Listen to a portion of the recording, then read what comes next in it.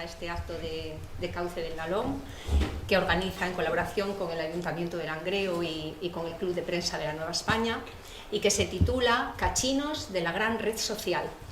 Bueno, cachinos porque evidentemente estamos hablando de redes sociales o de la red social, y es un tema inmenso en cuanto a número de redes sociales, que depende de la parte del mundo donde vivas, tiene más prevalencia unas que otras, pero también a la cantidad de gente que las utiliza. Hay estudios que afirman que 3.000 millones de personas utilizan al menos una red social, o sea que es de lo que estamos hablando, de un mundo inmenso. ¿Y qué es una red social? Para centrar un poco el tema.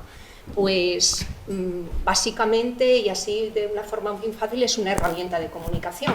Es una estructura que pone en contacto a un grupo de personas pues, que tienen lazos o familiares, de amistad, de intereses comunes o de conocimientos. Y esta definición no es una definición de ahora, es una definición que existe mucho antes de Internet o de las grandes comunicaciones. ¿Qué fue lo que hizo Internet o las nuevas comunicaciones, las tablets, los ordenadores y sobre todo esto que llevamos en el bolsillo? Pues revolucionar la forma en la que nos comunicamos. Si hablamos de qué significa esa revolución, probablemente haya dos palabras que la definen muy bien, que es la inmediatez y la accesibilidad. Probablemente esas dos palabras es lo que mejor definen lo que fue la revolución de la comunicación. Hay redes sociales de todo, personales como el Facebook, yo creo que todos lo conocemos, redes sociales de vídeos como YouTube o TikTok, redes sociales pues, que ayudan a la gente a buscar trabajo como LinkedIn, a comunicarnos, como por ejemplo hicimos con Cauce cuando la pandemia, pues a través de Zoom o de vídeos de YouTube. Podemos vender cosas de segunda mano, Wallapop, de mensajería instantánea. Vamos, yo creo que todos somos ahora mismo o utilizamos bueno, la mensajería, bueno, WhatsApp, perdón, se me iba. WhatsApp, ¿quién de nosotros no tiene WhatsApp? O, por ejemplo, no sé, de geolocalización. Yo creo que ahora mismo sin el Google Maps ya casi ni vivimos. Bueno, pues, vinieron a nuestra vida y llegaron aquí y yo creo que se van a quedar. Tienen muchísimas ventajas, muchísimas, porque nos ayudan a comunicarnos con familiares o amigos que están en la otra parte del mundo. Prácticamente estamos informados en tiempo real. Nos permite muchísima mayor participación ciudadana. Ahora mismo podemos, pues no sé, una injusticia, la subimos y tiene una repercusión exponencial. Podemos vender nuestros productos, podemos intercambiar conocimientos, en fin, nos dan muchísimas ventajas. Y qué decir también de todas las profesiones que salieron de las redes sociales, pues, por ejemplo, los community managers y los social managers, bueno, un montón de profesiones, están ahí los youtubers, instagramers, bueno, es un mundo. ¿Todo ventajas? Pues no son todo ventajas, también hay inconvenientes. Todos, yo creo que y todas hemos oído hablar del ciberacoso, amenazas, humillaciones, incluso chantajes, robo de identidad, utilización fraudulenta de nuestras fotografías, el peligro que puede significar para los niños o para las niñas, y las fake news, por ejemplo, que intoxican de mentiras las redes con el fin de manipular la opinión pública. Entonces, las redes sociales, pues yo creo que hay que conocerlas y saber utilizarlas. Y yo creo que de todo ello nos van a hablar estos 4 jóvenes de Cauce del Nalón, los 4 socios y miembros de Cauce del Nalón, lo que quiere decir que Cauce tiene mucho futuro y muy buen futuro. Os los voy a presentar muy brevemente. Empezaremos por el que está a mi lado, Gonzalo Carrasco, que es propietario y fundador de CIH Asesores, la Primera Opción Network y el gremio Artes y Técnicas, que nos hablará de las redes sociales desde el punto de vista de comercial. A su lado está Javier Álvarez, Andrés Escobedo, que es propietario y fundador de Activa Comunicación y Eventos y actualmente es gestor de las redes de Cauce del Nalón. Él es el gestor, pero yo diría que el responsable y el ideólogo de que Cauce del Nalón se haya metido en redes sociales y estemos modernizándonos es Gonzalo. Y bueno, a su lado Javier Álvarez, que es geólogo, máster de Recursos Geológicos e Ingeniería Geológica por la Universidad de Oviedo. Ahora, según lo que tengo aquí apuntado, ha comenzado a estudiar Sociología en la UNED. Fue concejal en el Ayuntamiento de Langreo, secretario de Organización de las Juventudes Socialistas de Asturias y actualmente es secretario de Sindicalismo, Orientación Laboral y Formativa de las Juventudes Socialistas de España. Y nos habló... Las cosas que vergüenza. No, hombre, vergüenza, ¿por qué? No creo que nada de esto sea vergonzoso, todo lo contrario. No. Y bueno, hablará de las redes sociales desde la comunicación política, que yo creo que es importantísima esa faceta. A su lado, Noelia Fernández, doctora en Historia del Arte por la Universidad de Oviedo. Máster en Métodos y Técnicas Avanzadas de Investigación Histórica, Artística y Geográfica por la UNED. Bueno, su tesis doctoral de la construcción a la renovación, la arquitectura religiosa durante el franquismo en Asturias, ha sido galardonado con el Premio de la Investigación Juan Uría Riu, convocado por la Consejería de Cultura, Política, Lingüística y Turismo del Principado de Asturias en el año 2020. Actualmente es profesora en la universidad. Pues no sé cómo lo tendrán ellos, y bueno, nos hablará de las redes sociales desde el punto de vista educativo, de la educación. Pues no sé cómo lo tenéis planteado, ¿quién quiere empezar? Pues André, para ti.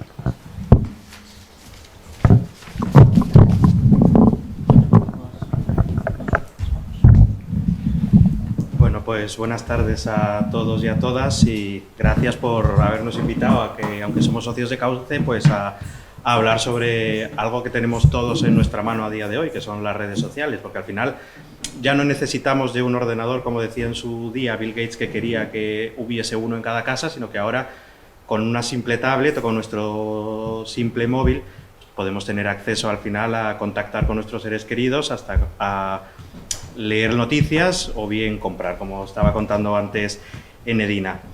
¿Y por qué emprender en el negocio de las redes sociales? Yo la verdad que me dedicaba antes a lo que era el diseño gráfico, estudié diseño gráfico y sistemas microinformáticos y lo hacía de manera altruista para todos mis amigos. Y un día me dio por decir, bueno, pues habrá que ponerse a ello en plan serio. Y bueno, ya voy a hacer casi 4 años y empezamos con ello poco a poco, como cuesta arrancar una empresa, y bueno, la verdad que no va nada mal para los tiempos que corren y hay que tocar madera. La necesidad de emprender, bueno, la necesidad de comunicar, perdón, surge desde que tanto la política, aunque de ello va a hablar después Javi, y las empresas necesitan trasladar lo que es el mensaje que tienen para llegar a su público. Tanto en comunicación política como en empresa, tú lo que necesitas es hacerte ver como el líder que tienes para captar a lo que sería tu potencial cliente o tu potencial público al que le vas a hablar.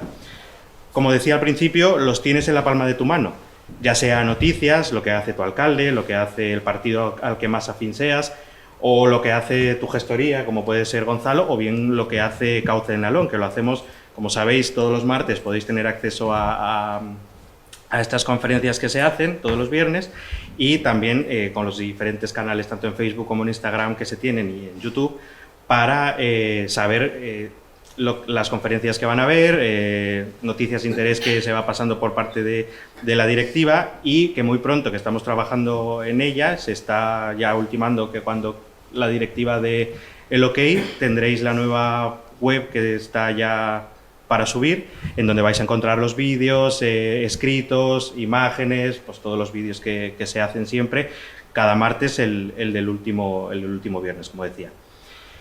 Me dedico no solo a la política empresarial, también a la política, a la comunicación empresarial, también a la comunicación política, que es un tema bastante complejo porque hay que llevarlo todo bastante más hilado, hilvanado, para no meternos en charcos, porque a día de hoy sabéis que cualquier mínimo desliz que se tenga, se crea una noticia que, bueno, que te arruina 5 años de buena carrera. Lo mismo pasa con las empresas. En poco que puedas tener un desliz, le dan la vuelta y podía llevarte a tener bastantes pérdidas. Lo vemos con grandes empresas como puede ser Facebook o Twitter, que cuando tienen una pequeña caída de media hora, pues pierden miles de millones de euros. Al final, como contaba Nedina al principio, son millones de personas las que tienen acceso a todo sin tener prácticamente un filtro, no tiene puertas.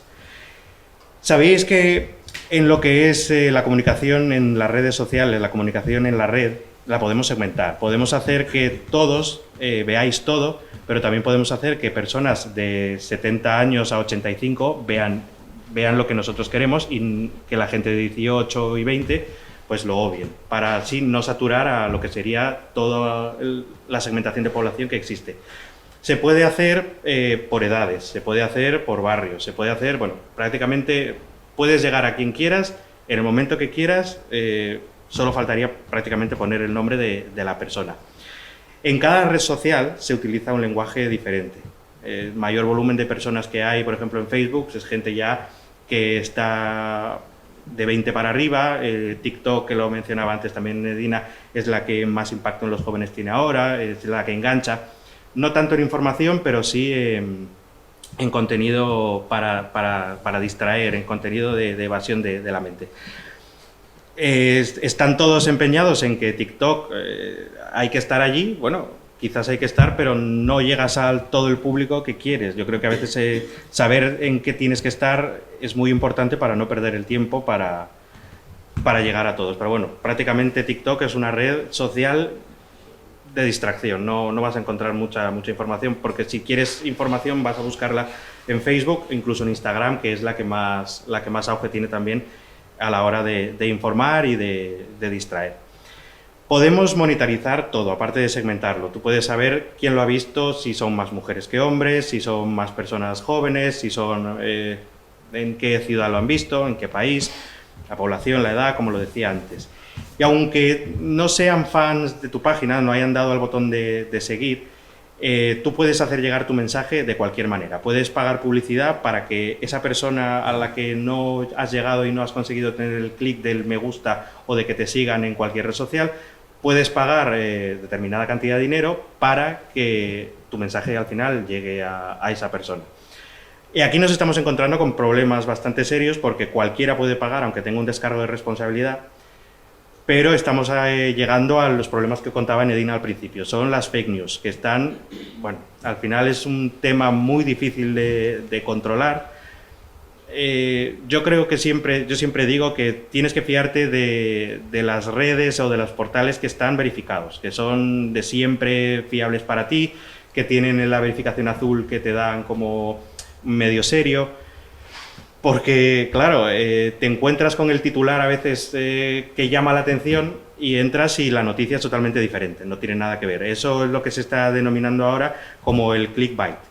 Eso es lo que consiguen estas empresas que pagan publicidad, pagan poca publicidad, llegan y a ti te enganchan con ese titular, tú entras y con ese clic que has dado, ellos están cobrando por cada clic.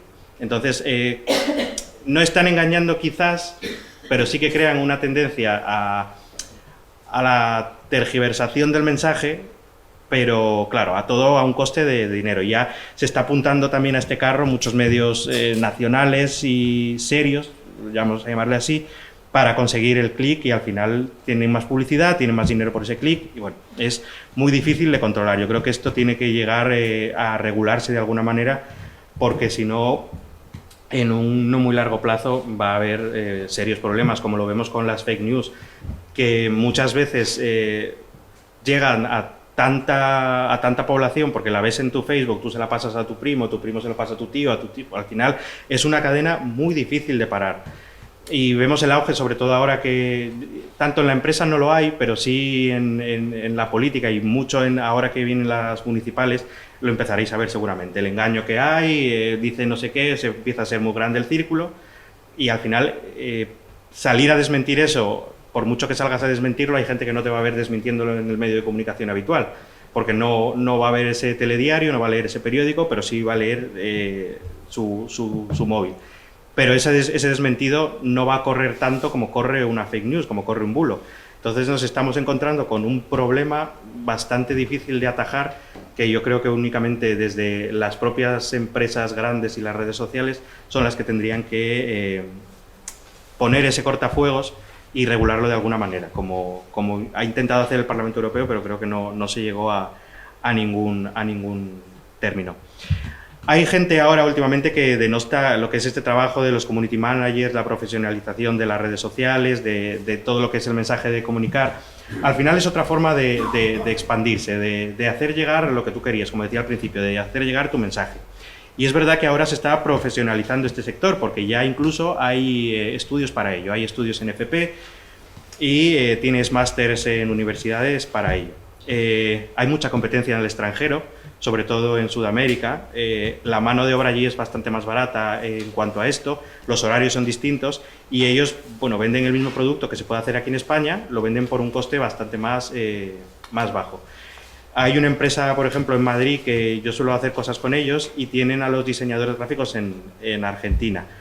Lo que se encuentran es que cuando empiezan la carrera con ellos, Alemania se los lleva. Entonces tienen que contratar a otro, bueno, es un caos bastante lo que nos encontramos, porque cuando consigues hacerles, porque al final, aunque hablamos el mismo idioma, pero no hablamos el mismo dialecto.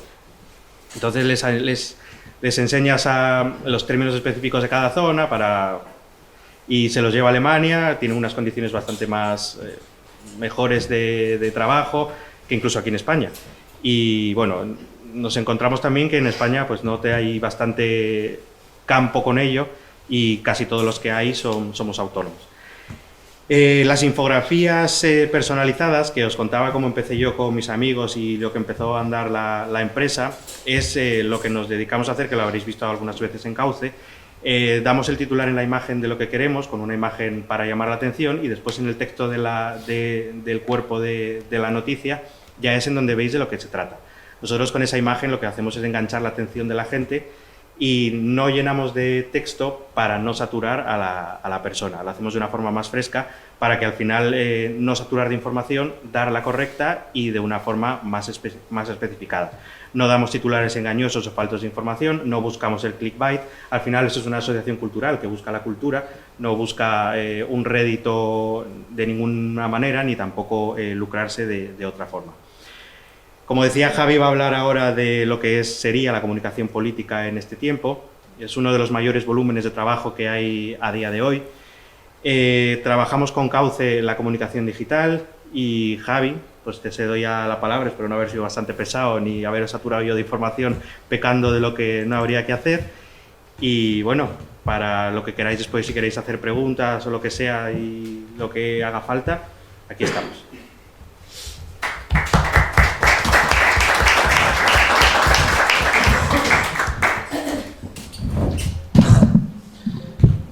Gracias, André. La verdad que, bueno, se suele decir, ¿no? Pero hoy más que nunca se juega en casa, ¿no? Yo sé que es una frase muy manida, pero hoy más que nunca puedo decir eso de que se juega en casa. Así que es verdad que, bueno, a veces se notan más las ausencias que las asistencias, pero de todas formas estamos aquí para dar una charla sobre redes sociales. Yo agradezco mucho que la directiva de Cauce pues haya pensado en cuatro personas jóvenes pues para esto. Y cuando decía antes lo de que vergüenza, no se me avergüenza ni muchísimo menos, si no estaría aquí. Pero es que claro, yo estuve tantas veces allí viendo a ponentes de tal magnitud y tanta calidad y tanto prestigio aquí, que ahora estar aquí hablando con los de ahí es una cosa que me da un poco de apuro, ¿no? Mencionabas que estoy estudiando sociología. Empecé a estudiar sociología después de conocer a Ignacio Urquizo en una de las charlas de Cauce. Me interesó mucho lo que hacía, entonces pues empecé, que poco a poco no es que lo esté haciendo como salida profesional, sino pues por formarte, ¿no? Entonces, bueno, era por eso por lo que decía. Yo voy a hablar de las redes sociales y la política, voy a intentar hacerlo porque al final nos vamos a estar pisando un poco todas las palabras, vais a ver que se repiten, y intentaré hacerlo ameno, ¿vale? Yo quiero estructurarlo en 3 partes, lo que voy a decir. Voy a hablar del origen de la relación que hay entre las redes sociales y la política. Voy a hablar de los públicos objetivos, aunque de eso Andrés seguro que sabe mucho más que yo y lo mencionaban las 2 personas que intervinieron antes que yo. Y luego voy a hablar de ejemplos de buenas prácticas y malas prácticas, que yo creo que es un poco lo que más morbo tiene y lo que más apetece ver, ¿no? Pero voy a empezar con un número. 4.326.000 aproximadamente. 4.000 millones, perdón. Si le preguntas a un geólogo, te dirá que es más o menos la edad que tiene la Tierra, que son 4.500 millones de años. Si le preguntas a un economista, te dirá que es más o menos el presupuesto de una comunidad autónoma como el Principado de Asturias, que tiene 4.700 millones. Si hablamos con un geógrafo, pues nos dirá que pues, es el número de hombres masculinos, ¿no? De personas, hombres que hay en el mundo, la mitad de la población aproximadamente. Pero en realidad de lo que estamos hablando son de los usuarios de las redes sociales. Lo mencionaba antes en Edina porque me pisó casi toda la ponencia, pero no pasa nada. Este es un dato que saco de una fuente que se llama Data Reportal. Es un dato que, bueno, siempre hay que cogerlo un poco con pinza porque a veces no sabes de dónde cogen los datos, si son de tráfico, si son de usuarios al mes, si son de usuarios al día, pero bueno, al final son estimaciones.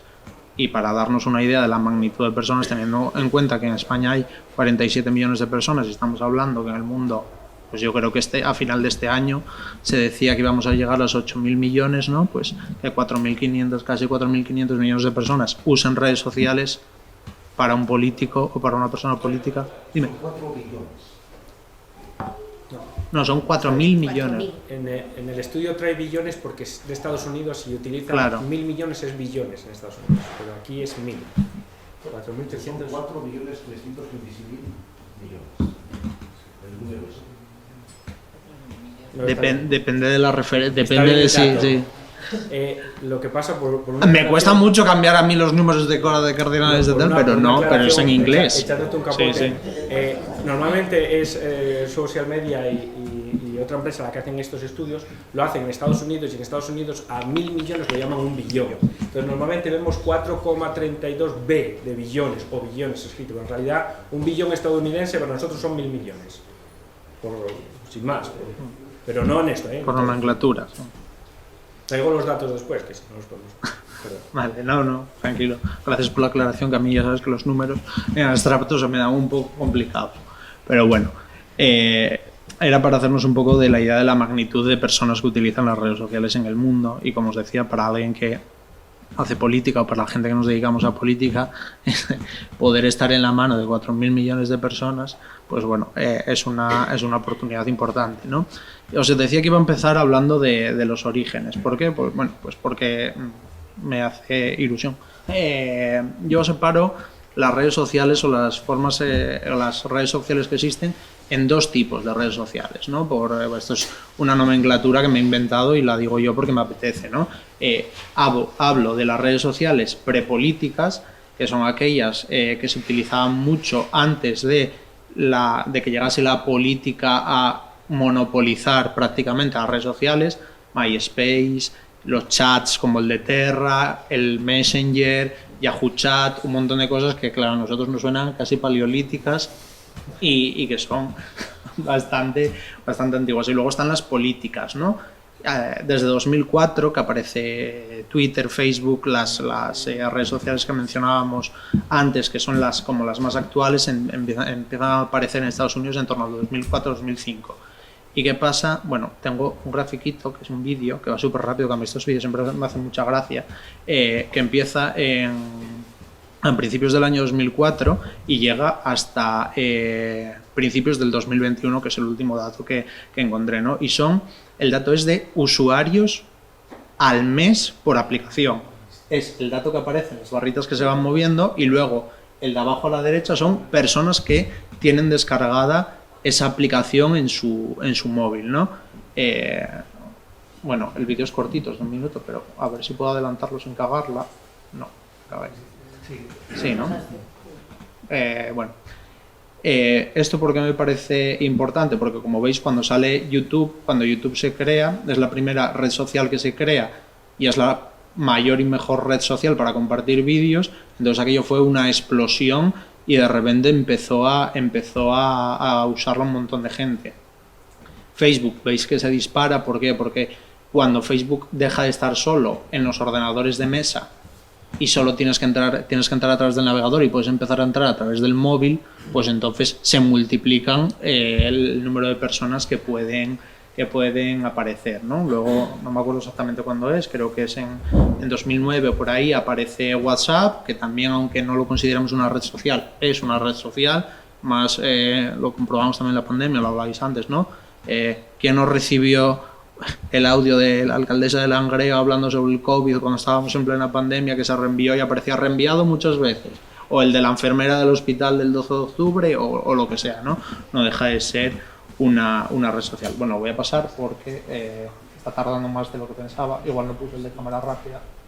Vale.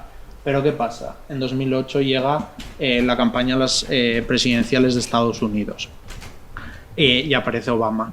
Y Obama revoluciona todo el panorama. Parece que siempre nos fijamos más en lo que hacen en Estados Unidos que en lo que hacemos en casa, porque en esa época más o menos también vais a ver que todos mis ejemplos son políticos y pues de un espectro político más cercano a mi ideología, evidentemente, aunque he intentado ser muy parcial a la hora de hacer imparcial a la hora de hacer esta presentación, pero es inevitable que siempre tomemos como referencia lo que pasa en Estados Unidos, ¿no? Pero al mismo tiempo, pues aquí en España, en esa época, pues se estaba haciendo la campaña de las generales también, y pues bueno, 2004, unos años antes, que la de Estados Unidos, todos los artistas, un montón de artistas del panorama español que no suelen mojarse en política, se mojaron y hicieron una plataforma de apoyo a Zapatero que se llamaba Paz, con aquel vídeo de La Ceja, poniendo música a aquel poema, ¿no?, de defender la alegría y demás. Y aquello fue muy importante. Pues en 2008 en Estados Unidos estaba pasando algo parecido, ¿no? En apenas unos días, cuando Obama creó su página web y sus redes sociales, llegó prácticamente de un día para otro a 15 millones de personas, ¿no? Entonces a mí me gusta decir que es cuando se rompió la barrera entre lo digital y lo político, se rompió. Por eso utilizo esa fecha, ¿no? El 5 de noviembre de 2008 Obama gana las elecciones y tuitea esto, que es: hemos hecho historia, lo habéis hecho posible, no sé qué, no sé cuánto, no sé qué más. Es verdad que no tiene nada que ver con la red social, tiene que ver porque era el primer presidente negro que había llegado a la Casa Blanca, etcétera, etcétera. Pero bueno, para que veáis lo importante que son las redes sociales para Barack Obama, hay una página de Wikipedia que trata única y exclusivamente de cómo Obama usa y usó las redes sociales, explicando. O sea, hay mucha documentación académica hablando de esto. Este es otro gráfico que no sé si lo pongo aquí, ¿sabes? No. Bueno.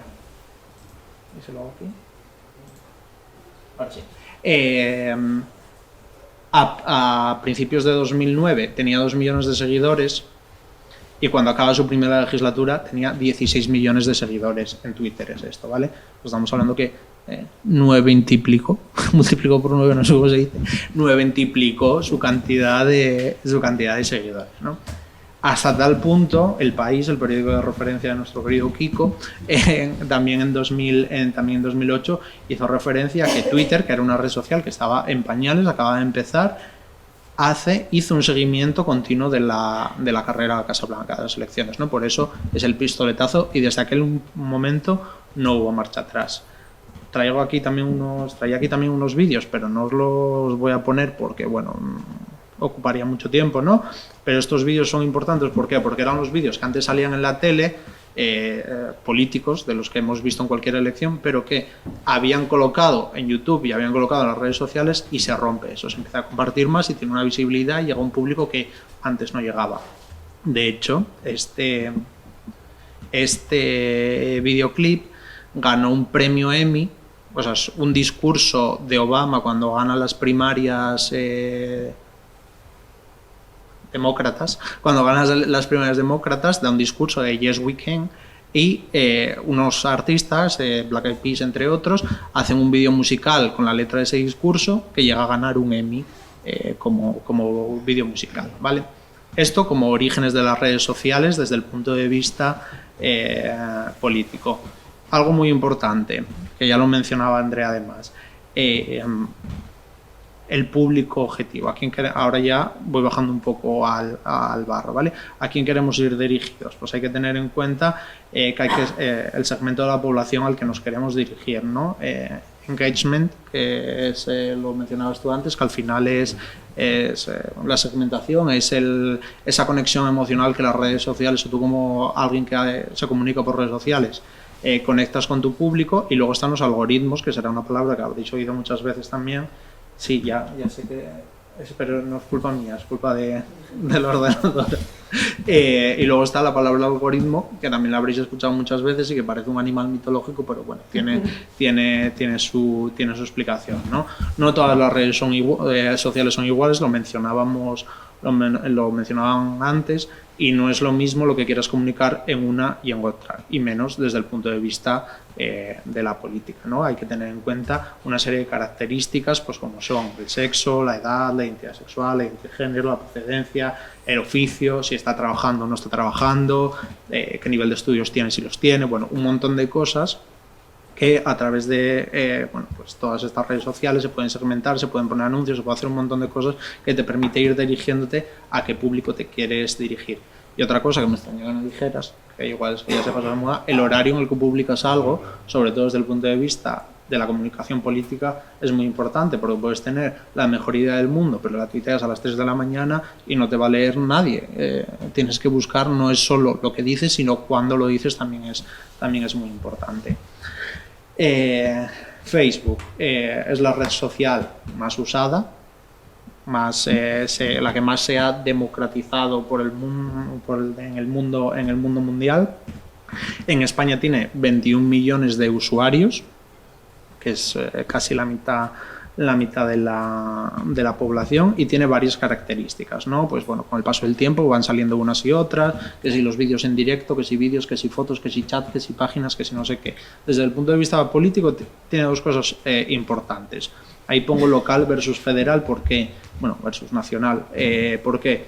Porque creo que es una red social muy importante para sitios, como puede ser Langreo, para sitios a nivel local, para sitios de tamaño pequeño o mediano, porque tiene un contacto muy directo con la gente. Tú como concejal o tú como alcalde o como alcaldesa le estás contestando directamente al vecino que te dice que tienes que limpiar el Parque Dorado, o al vecino que te dice que tienes que arreglar los canalones del cementerio porque la semana que viene es difuntos y hay unos goteros encima de los nichos que no puede ser, ¿no?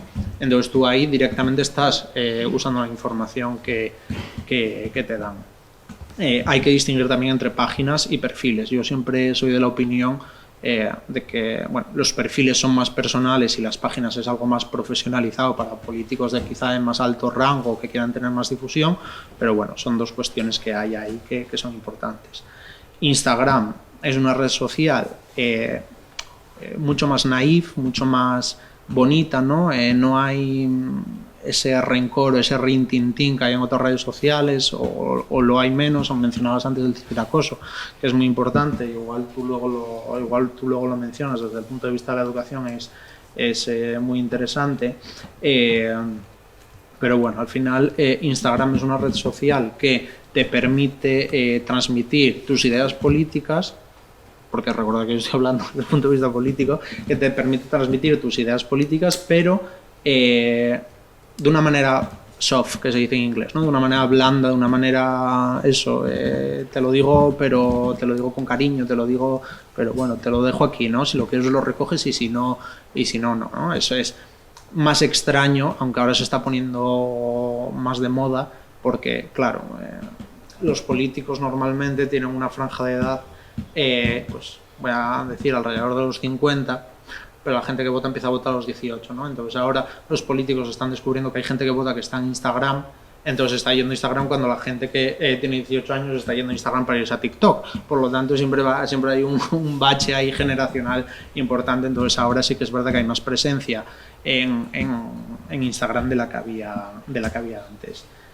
Otra red social de la que quiero hablar también es de YouTube. ¿Por qué? Porque tú cuando pones algo en un buscador de internet, pones vídeo de Barack Obama en las elecciones, te van a salir noticias de prensa en Google y te va a salir un vídeo de YouTube, porque es el segundo buscador más grande del mundo, ¿no? O sea, es importantísimo estar en YouTube, aunque parezca que no, o que parezca que tienes pocas visitas, y a veces puede ser desmoralizador, pero es importante porque alguien te busca en algún momento y te va a buscar en Google y te va a buscar en YouTube. Por lo tanto, eso es imprescindible. No tengo cuántos millones de personas lo utilizan en España, pero bueno, yo creo que un 90%, un 80% de las personas lo habrán usado. Luego, si queréis, nos preguntamos qué redes sociales utilizamos cada uno. Y luego está Twitter, que yo creo que es la última de la que voy a hablar. Twitter, permitirme la expresión, pero para mí es la cloaca de Internet. Ni siquiera es que tenga muchos usuarios. En España no llega a los 10 millones de usuarios, pero sí que tiene unos usuarios muy fieles. Tiene unos usuarios con mucha fidelidad que se informan por Twitter y comparten su información en Twitter y se mueven en un círculo muy cerrado, ¿no? Además, se ha convertido en una cosa muy importante para los políticos, porque el político tiene en el móvil Twitter, entonces Pedro Sánchez ve en la tele que Feijóo dice algo y pone un tuit inmediatamente. Bueno, ahora no, porque todo está profesionalizado y hay gente que lo hace, ¿no? Pero en el mundo ideal pondría y diría, pues esto me parece una tontería supina y no sé qué, ¿no?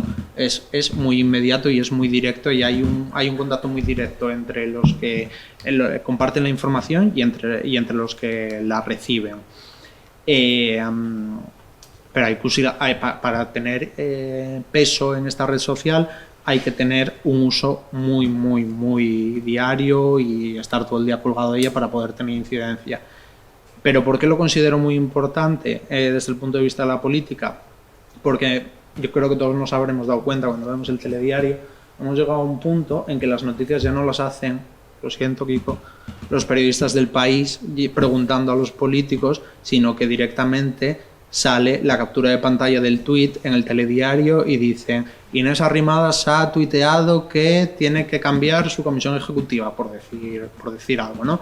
Se ha convertido ya en el altavoz, ya no hay ruedas, sí las hay, ¿no? Pero que bueno, ya no existe esa necesidad de ruedas de prensa, de comunicados de prensa, de todas estas cosas. Ahora con tu Twitter parece que lo pones y lo que sale en Twitter ya va a misa y se utiliza como referencia, fuente Twitter. Y no pasa nada y lo hemos como integrado en nuestra vida diaria, ¿no? Por eso lo ponía aquí. Pongo dos tweets muy recientes que son de ayer, me hicieron mucha gracia, porque bueno, para que veáis que se puede usar también para la maldad, y porque tiene ese tono, Twitter también tiene ese toque de broma y de humor y de vacilar a la gente, ¿no? Lidl Gran Bretaña compara el precio de una lechuga, 58 peniques, un buen precio, con Liz Truss, ya creo es primera ministra, que dice que a goodbye, ¿no? A goodbye son dos palabras que suenan muy similares en inglés. ¿Por qué? Porque un periódico, el Daily Star, cuando Liz Truss cogió el cargo de primera ministra, puso una lechuga con una peluca y un reloj, me parece algo que es muy ofensivo, o sea, son muy faltosos, pero ¿qué hicieron? Se viralizó, ¿no? Todo el mundo lo compartió. Puso una lechuga al lado de un reloj y dijeron, a ver quién dura más, si esta lechuga iceberg o Liz Truss. Entonces como que estaban súper celebrándolo porque la lechuga había madura más tiempo que la primera ministra en el cargo, ¿no? Entonces esto es un ejemplo de para qué también se pueden utilizar o para qué se te pueden venir en contra como político las redes sociales. Luego tenemos muchas otras redes sociales, yo solo voy a mencionar estas 4. Por un lado, TikTok y Twitch, que son 2 redes sociales en las que los jóvenes están metidos ahora. Cuando digo jóvenes hablo de entre 15 y 19, 18, 20, cuando empiezan a formarse políticamente y cuando empiezan a votar, ¿vale? TikTok son vídeos cortos, vídeos divertidos, lo que mencionaba André antes, y Twitch pues es una red social de hablar, ¿no? Se hizo muy famosa con la gente que videojuegos, bla bla, entonces tú estás allí como haciendo un directo mientras videojuegas o mientras pues haces lo que hagan, ¿no? También hacen conversaciones o lo que sea. Muchos partidos políticos ya empiezan a meterse en Twitch para tener conversaciones porque te permite interactuar con la gente en directo, pues como si fuese un programa de la tele. Y luego 2 perfiles o 2 páginas profesionales que para los políticos son interesantes también, que es Flickr, que es una red social donde compartes fotos, pero fotos ya más a nivel profesional, entonces tú la tienes ahí, vas cargando tus fotos donde estás divino de la muerte para que los medios de comunicación se la bajen y utilicen la foto que tú quieras que utilicen y la imagen que tú quieras que utilicen de ti, en lugar de utilizar la que te cogen así cuando te hacen una foto. Y lo otro que es LinkedIn, que es una red social desde el punto de vista de negocios, ¿no? O desde el punto de vista del trabajo. Tiene poca incidencia en el mundo normal, tiene poca incidencia en la política, pero bueno, sí que es interesante que los políticos estén ahí y compartan cosas de vez en cuando en esa red social, porque al final, bueno, pues los que tienen trabajo, que parezca que lo tengan, ¿no? Que parezca que no, o los que han tenido trabajo y quieren volver a su trabajo, que se vea que la política es una etapa, no es un estado final, ¿no? Por decirlo brevemente. Luego, buenas y malas prácticas. Siempre tenemos que usar, por mucho que nos cueste, un lenguaje positivo. No tenemos que confrontar con nadie. Yo doy consejos, no me los suelo aplicar a mí mismo, también os lo tengo que decir. Siempre tenemos que utilizar las redes sociales para transmitir nuestros ideales. También puedes hablar del tiempo, ¿no? Pero si yo soy un político y utilizo Twitter como político, lo utilizo para decir lo que pienso, pues, de la fiscalidad, lo que pienso del cambio climático. No digo qué calor hace hoy, sino digo la temperatura está subiendo porque el cambio climático, patatán, ¿no? Algunas redes hay que contestar, en Twitter algunas cosas las hay que contestar, en Facebook a nivel local hay que contestar a la gente, hay que estar al día tanto de las cosas nuevas que van llegando como de las noticias, o sea, como de tenerlo actualizado todos los días, y pese a que le pese hay que decir siempre la verdad, porque si mientes te van a pillar. Te acaban pillando y te acaban sacando el pantallazo de un tuit de hace no sé cuánto tiempo, o te lo sacan después, o te arrepientes y lo borras y ya da igual, porque en el momento que lo pongas, da igual lo rápido que lo borres, que alguien te hizo una captura de pantalla y te lo va a decir siempre, y si no quieres decir la verdad, pues mejor que te calles, ¿no?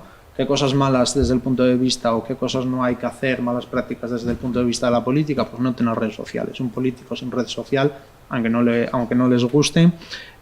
Pienso en Gabilondo en Madrid, que no le gustaban nada y su equipo las llevaba. Pienso en el expresidente aquí, en Javier Fernández, que tampoco le gustaban nada y se las llevaban. Y al final de eso se notan. Por mucho que te ayuden a llevarlas, tú tienes que llevarlas como político, porque es imprescindible, porque es una manera que tienes de comunicarte con un montón de gente que de otra manera no podrías. Evita ser irónico siempre, no vaciles a la gente, no tomes el pelo a la gente, porque eso, aunque te lo hagan a ti, no lo puedes hacer. Bueno, hay que hacer mensajes cortos, que es una de las cosas que siempre cuesta más, dar mensajes cortos, dar mensajes concisos. No puedes soltar las parrafadas de 10 kilómetros en Facebook, porque la gente te va a leer los dos primeros párrafos, por desgracia. No digo que sea algo positivo, esto para mí es una pena, porque me encantaría leer reflexiones más interesantes en las redes sociales, ¿no? Pero al final, si tú quieres que algo que cuentes tenga recorrido, dilo rápido y en pocas palabras, porque si no, nadie te va a leer, ¿no?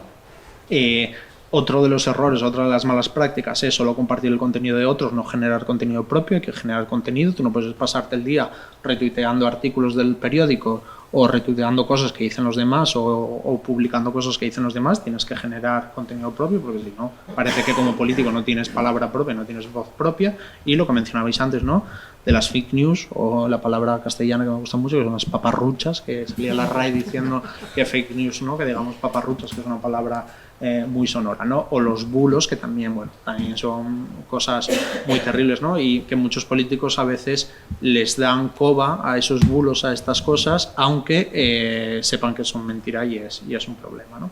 Y ahora, pues, hay una pregunta que dejo en el aire, ¿no? Que es, ¿se puede mezclar la vida personal y la política en las redes sociales? Bueno, los hay que piensan que no, yo personalmente pienso que sí, pero bueno, la dejo ahí encima de la mesa porque me gustaría luego que hablásemos de ello, si queréis. Y ya voy terminando. Bueno, lo dejo con un QR porque evidentemente no iba a dejar el vídeo entero. Este es cosas malas que han pasado por culpa de Internet, de las redes sociales. Que Trump fuese presidente del gobierno de los Estados Unidos de América. Fue por culpa o gracias a, depende de cómo seas de optimista en la vida, por las redes sociales. Se generaron bulos, se utilizó la Big Data de una manera, los datos que esconde Internet de una manera bastante cuestionable, y bueno, hay un vídeo de una red social, de un canal de YouTube de política que lo explicaba bastante bien. Instagram, las cosas nuevas que os decía, se llaman Reels ahora, estos son vídeos cortos. Ya os dije que tiraba mucho de ejemplos cercanos, no lo puedo evitar. Es Antonio Trevín, que se acaba de postular como candidato a la alcaldía de Llanes, y para que veáis que no es una cuestión de edad. Trevín, ¿cuántos años tiene? 150 más o menos, no lo sé, pero o 160 aproximadamente, pero al final que está haciendo una campaña en redes, pues con Reels, con música, con una manera muy cercana para llegar a un público muy tal, y bueno, lo pongo también con el QR porque son muy interesantes los vídeos que cuelga. ¿Por qué? Porque mezcla lo cercano con lo político, ¿no? Ahí es un vídeo que está con un joven en el puerto de Llanes, está hablando con él, pero al mismo tiempo te está colando un mensaje político de primer orden, ¿no? Eso que saben hacer también los que tienen tanta experiencia en esto, ¿no? Otro ejemplo de para qué se pueden utilizar las redes sociales, lo que yo decía de la vida personal y la vida política, esta es Andrea Levy, para que veáis que no solo comparto cosas del PSOE, esta es una política del PP, y en su perfil de Instagram pues sube una foto atándose unos cordones porque ella va a hacer footing, porque es healthy, porque es una persona que le gusta hacer deporte, y sube una foto tomando algo con Belén Esteban, porque Belén Esteban al final la conoce todo Dios, y al final sube una foto con Belén Esteban y eso le da rédito, ¿no? Otro ejemplo que es Yolanda Díaz en la visita que hizo el otro día a Asturias con nuestro querido Rodrigo Cuevas, pues sube unas fotos que está claramente haciendo política, porque no vino a Asturias a pasar el fin de semana, vino a Asturias con su programa político nuevo, ¿no? con su proyecto político nuevo, que es Sumar, y está haciendo visitas, o estuvo con las mariscadoras, y está haciendo política, pero al mismo tiempo lo que os decía antes, ¿no? Instagram es una red social de fotos, es una red social amable, y tú al final estás colando un mensaje político a la vez que estás subiendo una foto que pues son divinas, y a cualquiera que le guste la fotografía pues le gusta, ¿no? Y luego tenemos el ejemplo un poco más extremo, que son Cuca Gamarra y Inés Arrimadas, que directamente utilizan el Instagram pues para decir vamos a poner al presidente del gobierno ante el espejo de la realidad de los españoles, y lo utilizan para eso. Es decir, estoy dando como los varios escenarios para lo que se puedan utilizar, ¿no? O Inés Arrimadas, que es una foto en la que está divina de la muerte en su escaño con un compañero de partido, creo que era celebrando el Día de Andalucía, y utiliza su Instagram personal para subir esa foto, y al mismo tiempo pues ese rollo personal y ese rollo político, ¿no? En Twitter, vuelvo a Estados Unidos, es que este tweet siempre me hace mucha gracia, porque lo estaban haciendo como en directo, ¿no? Sabéis que el recuento de este año o del año pasado de Joe Biden tardó mogollón en hacerse, y estuvo ahí bastante por culpa de las news, de los bulos de Donald Trump, estuvo bastante tiempo como metido puesto en duda, y entonces pues hay un tweet de no sé qué fecha es, no sé si lo pone, no me acuerdo de qué fecha es, pero bueno, de una fecha que es Kamala, su vicepresidenta, llamándole por teléfono, y uno de su equipo de redes grabándola, llamándola por teléfono y diciéndole tío, Joe, que lo hemos hecho, vas a ser el próximo presidente de los Estados Unidos, y lo cuelga solo diciendo lo hicimos, Joe, y bueno, pues tuvo una repercusión tremenda, ¿no? Lo decía antes y ya prometo que termino, no solo personas, también organizaciones o también instituciones, ¿no? Bueno, este es un ejemplo de Juventudes Socialistas, de la organización a la que yo pertenezco, pues lo colgué antes porque lo vi y me hizo mucha gracia, de hace 3 horas es este tuit, ¿no? Que al final que es que pues bueno, al final se meten también un poco con Listrat, que hacen un meme, hacen una graciosada, hacen una faltosada, estas de las que hablábamos antes, con una escena de Aquí no hay quien viva, pues para quien no conozca, Aquí no hay quien viva es una serie española pues a la que se recurre mucho para hacer chistes. Y un ejemplo de malas prácticas, me costó encontrarlo porque no quería poner a ningún político para que nadie se sintiese ofendido, así que fui a Revilla porque me pareció un poco el ejemplo que más me servía, ¿no?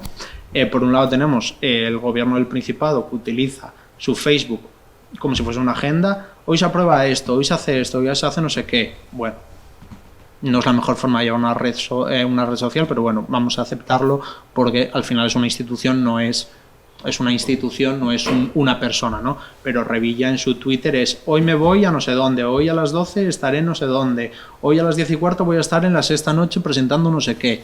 Pues bueno, es un ejemplo de mala práctica de para qué utiliza una red social, ¿no? Para que veáis que una persona que es tan afamado, ¿no? O tiene ese renombre o tiene ese recorrido en la televisión, eso no siempre se traslada a las redes sociales.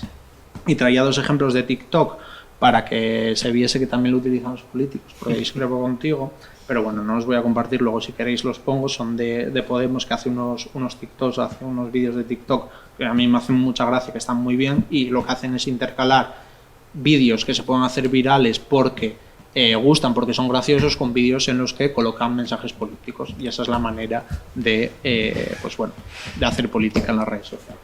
Y siento haber ido súper rápido porque me pasé un poco de tiempo, pero bueno, me parecía importante decir esto. Y ahora, nada, Noelia, que te dejo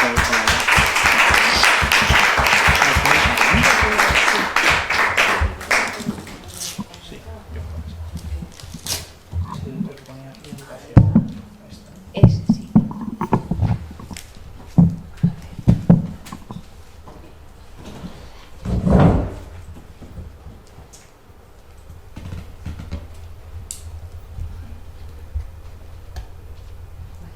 Bueno, en primer lugar, buenas tardes a todas y a todos.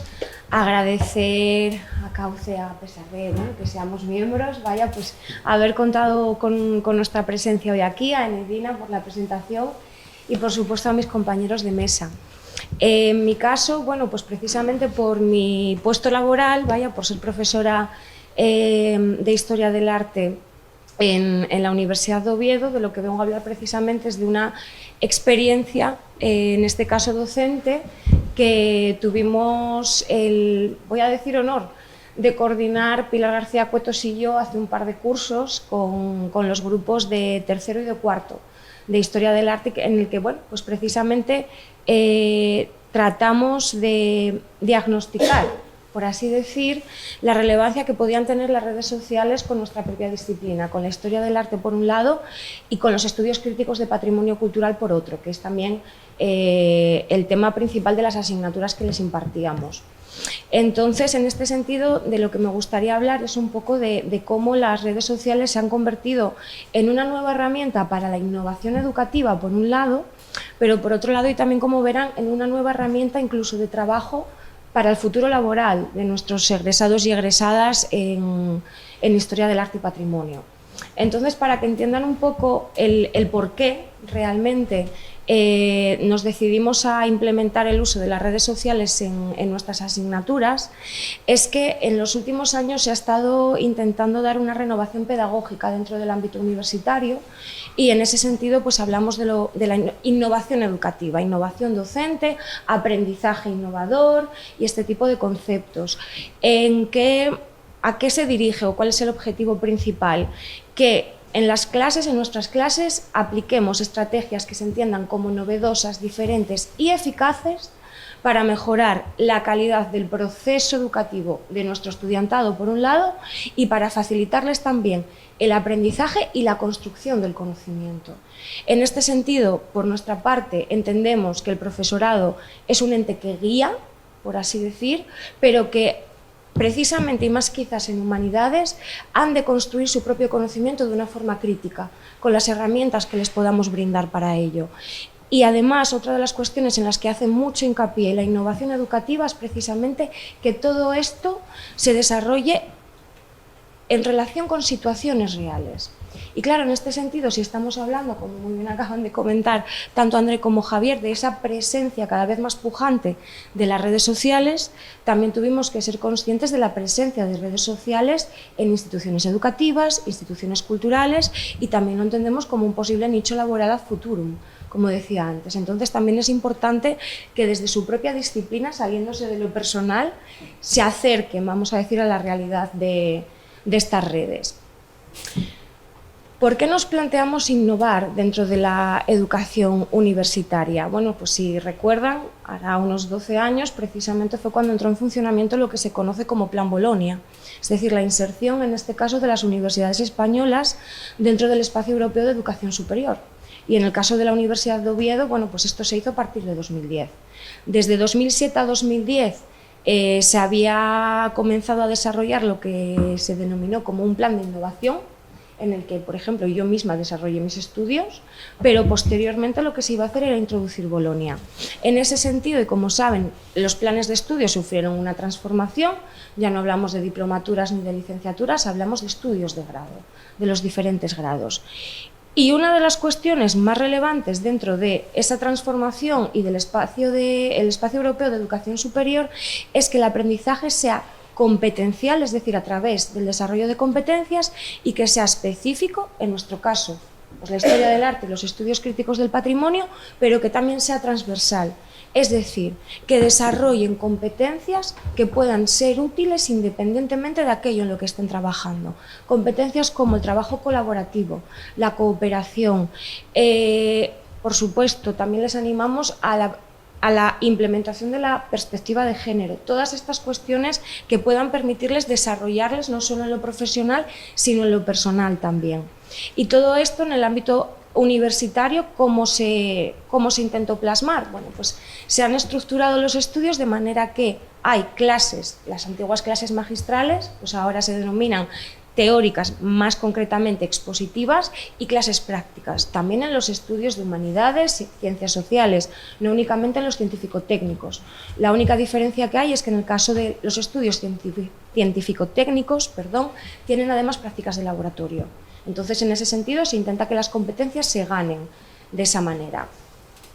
Como les decía, yo misma pues desarrollé mis estudios de licenciatura en esa prueba, ¿no? Por así decir, en ese laboratorio que fue aquel plan de innovación que se había establecido en la Universidad de Oviedo. Y ya en aquel momento, e incluso cuando me llegué a incorporar como docente en 2017 en la universidad, y hablándolo precisamente con Pilar, con quien compartía asignaturas, nos dimos cuenta de que a pesar de la implantación de Bolonia, se seguía enfocando la metodología docente de una forma muy tradicional.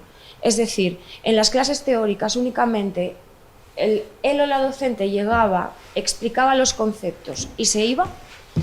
No había ningún tipo de reflexión, a no ser que alguien, digamos, levantase la mano o hiciese una pregunta que pudiese invitar un poco a la reflexión, pero lo importante es terminar el temario, acabar el temario antes de que se termine el semestre.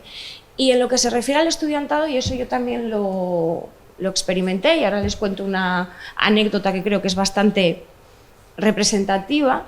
En general no se presta atención a las imágenes que proyectamos en pantalla, lo cual en Historia del Arte y Patrimonio, como comprenderán, es un fallo bastante importante. ¿Por qué?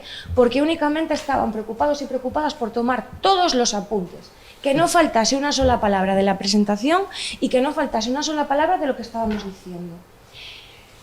El caso que les decía, yo misma, primero de carrera, un jueves a las 9 de la mañana, en una asignatura que era Historia del Arte Antiguo en Egipto y Próximo Oriente. Nos estaban hablando de la puerta de Istar, ¿vale?, de Babilonia. Estábamos tomando apuntes y la profesora, con la imagen en pantalla, diciéndonos, bueno, como podéis ver, encontramos presencia de leones, el azulejado en azul, todos copiando, y llega un momento en el que dice, y como podéis ver, está rematada por elefantes.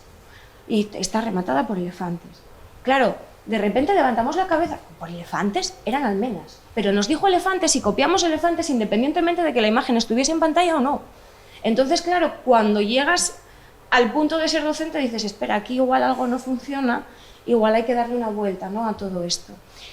Y en lo que se refería a las prácticas, que tenían que ser prácticas en realidad, nos dimos cuenta de que en muchas ocasiones estábamos presentando temas que no nos daba tiempo a presentar en las clases teóricas, que muchas veces la carga de la presentación de los temas se derivaba al estudiantado, vaya temas que no conocían y a los que se tenían que enfrentar de cero, y luego, por otra parte, también estábamos fomentando la competitividad, y una competitividad muy insana, porque o levantaban la mano para decir algo o no puntuaban, y entonces ese sistema realmente no nos parecía en absoluto justo. Así que dijimos, venga, con este planteamiento de la innovación docente, ¿qué podemos hacer para intentar solventar estos problemas?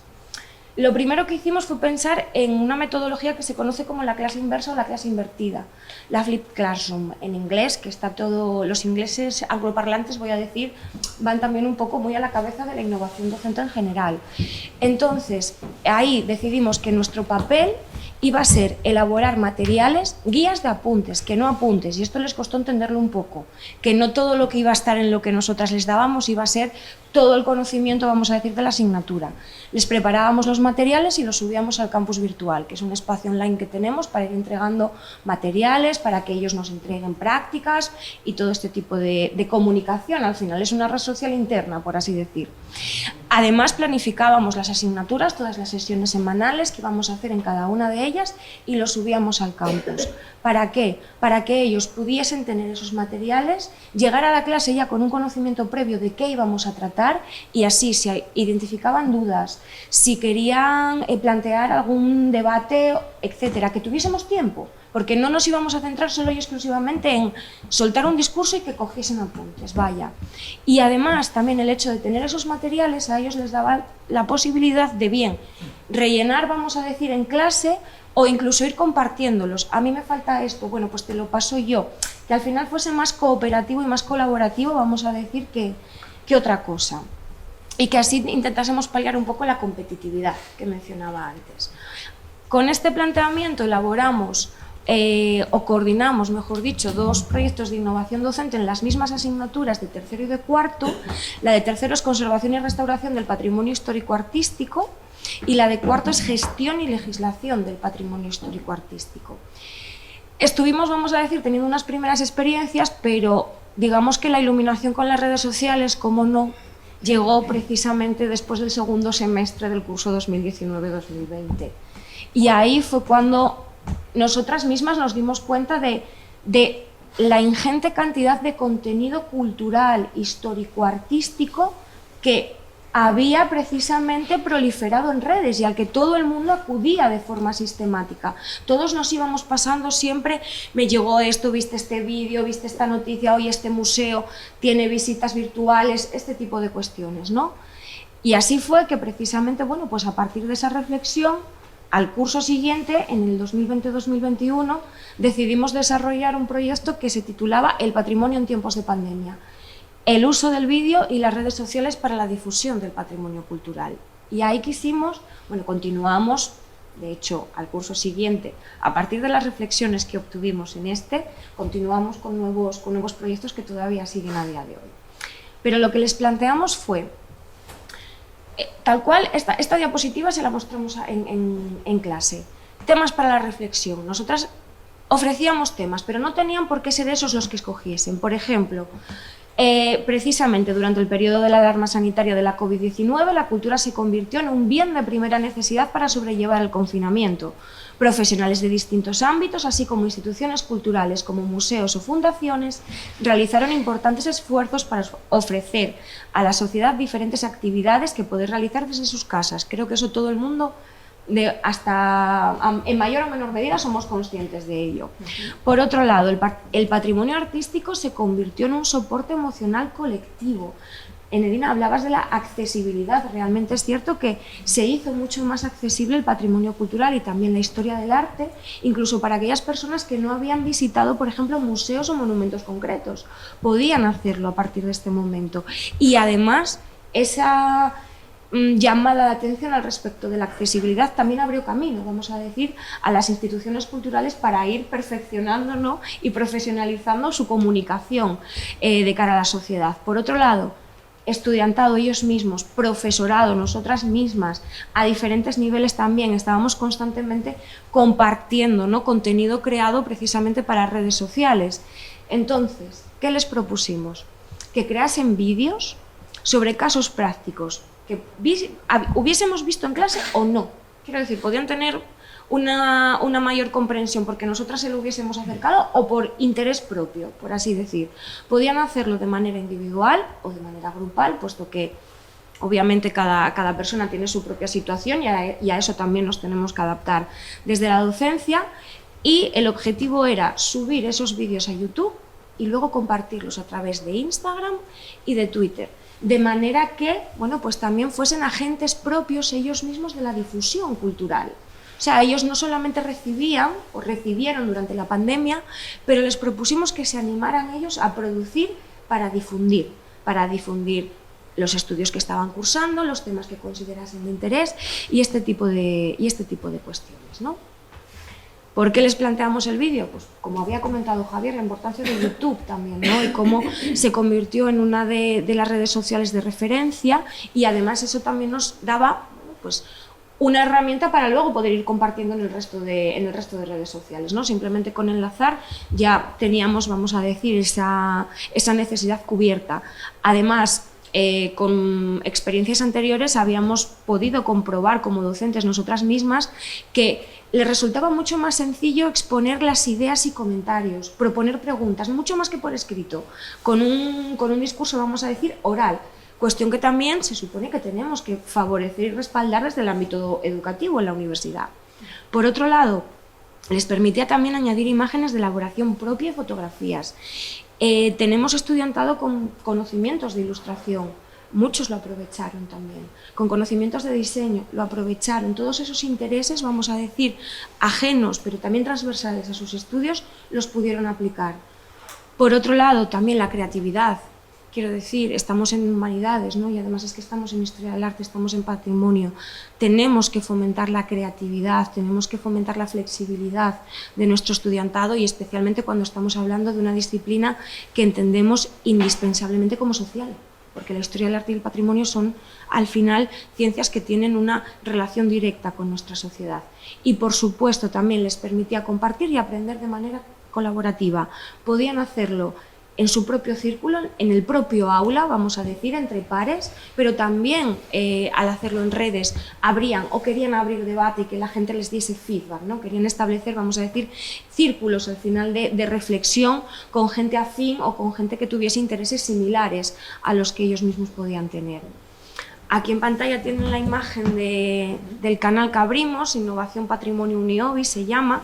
Esto es, bueno, subimos un total de 23 vídeos que habían hecho, como les decía, de forma individual y colaborativa, con muy diferentes temáticas. Por ejemplo, pueden ver este aquí de turismo en Machu Picchu, este de viajar en tiempos de COVID, es una propuesta sobre simuladores para viajar en avión y también visitas a través de Google Street View, es decir, cómo tener una experiencia turística desde casa.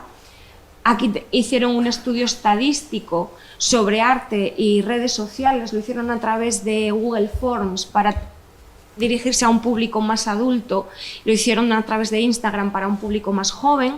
Todo esto fueron ideas de los y las estudiantes. Nosotras no dijimos más que eso que les puse en pantalla. Todo lo fueron desarrollando con su propia creatividad. Arte en cuarentena, ciberpatrimonio, hablaron del patrimonio digital y crearon un propio manifiesto de ese patrimonio digital. Mujeres que rompieron el estereotipo, el sector cultural en tiempos de pandemia, con un análisis incluso de ayuda presupuestaria para los diferentes agentes del sector. Quiero decir, sus inquietudes al final acabaron siendo reflejadas en estos contenidos que crearon y que compartieron. Hablaron también del mecenazgo, de problemas de conservación en patrimonio, por ejemplo, en la ermita de la Bienvenida en el concejo de Siero. Al final, cuestiones que fuesen de interés más general o de interés más concreto y particular desde su propia experiencia. Imagen de las pandemias y el patrimonio actual. Hablaron no únicamente del COVID, por supuesto, y de todas las manifestaciones artísticas que nacieron, que surgieron a partir del COVID, sino que hablaron, por ejemplo, de la peste. Hablaron también del SIDA. Acudieron a series como por ejemplo Pose, que habían tenido, bueno, pues mucha vamos a decir, mucho impacto, ¿no?, a nivel social, bueno, pues también lo recogieron y tuvieron la capacidad de ir hilando, de ir vertebrando sus estudios con la situación social y con sus propias inquietudes.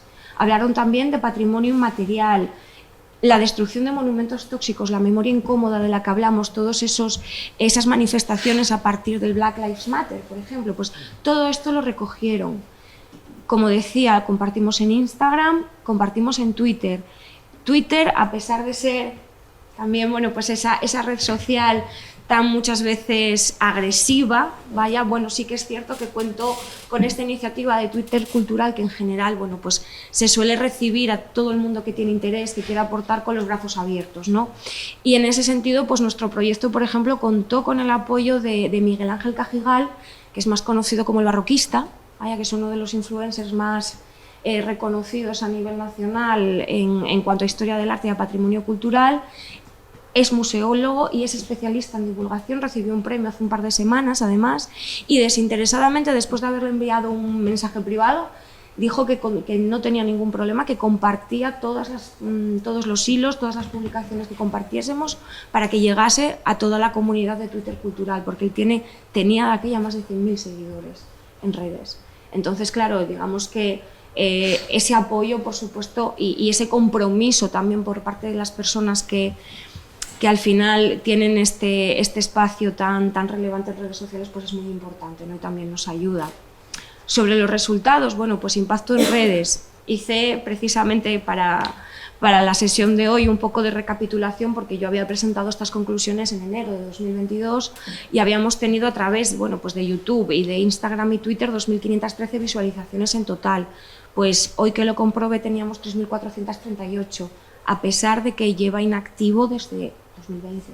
Eso quiere decir que realmente los temas que el estudiantado abordó siguen hasta cierto punto también causando, ¿no?, interés, y la gente acude a ello.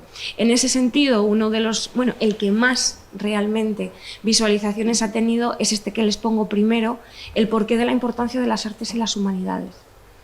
Fue el que desde un primer momento tuvo más visualizaciones y es el que a día de hoy tiene más visualizaciones. Al final les voy a compartir unos minutos del vídeo para que puedan ver, bueno, pues también cómo nuestro alumnado reflexionó sobre eso. Estos que tienen aquí fueron los más vistos, como decía, hasta enero de 2022, pero ahora añadimos también el turismo masivo en Machu Picchu, lo cual también nos indica que después del COVID, con todos estos movimientos turísticos que ha habido, pues el turismo masivo sigue siendo una cuestión que también interesa, vamos a decir, y precisamente la relación entre arte y redes sociales. Es otra también de las cuestiones que más ha generado interés, por lo menos en nuestro canal. 129 seguidores, son poquitinos, pero también, como comentábamos, eso no implica que no se vaya a seguir acudiendo a este tipo de contenido. La difusión, la visualización no implica suscripción, por lo tanto, es totalmente accesible. Sí que es cierto que en un primer momento, bueno, pues nos intentamos fijar los perfiles de quienes nos seguían. Teníamos personal docente investigador de UniObi, también, bueno, pues gente que estaba metida en la innovación docente, vamos a decir, y tenía interés, pero también de otras universidades, como por ejemplo de la de Zaragoza o de la Complutense de Madrid. Personal investigador en formación, es decir, personal predoctoral haciendo tesis, que también en muchas ocasiones abordaban la importancia de las redes sociales en el sector cultural. Profesionales independientes de nuestra disciplina, alumnado, o sea, nuestro propio alumnado también nos empezó a seguir más allá del alumnado que estaba inmerso en la elaboración de estos contenidos, y público general.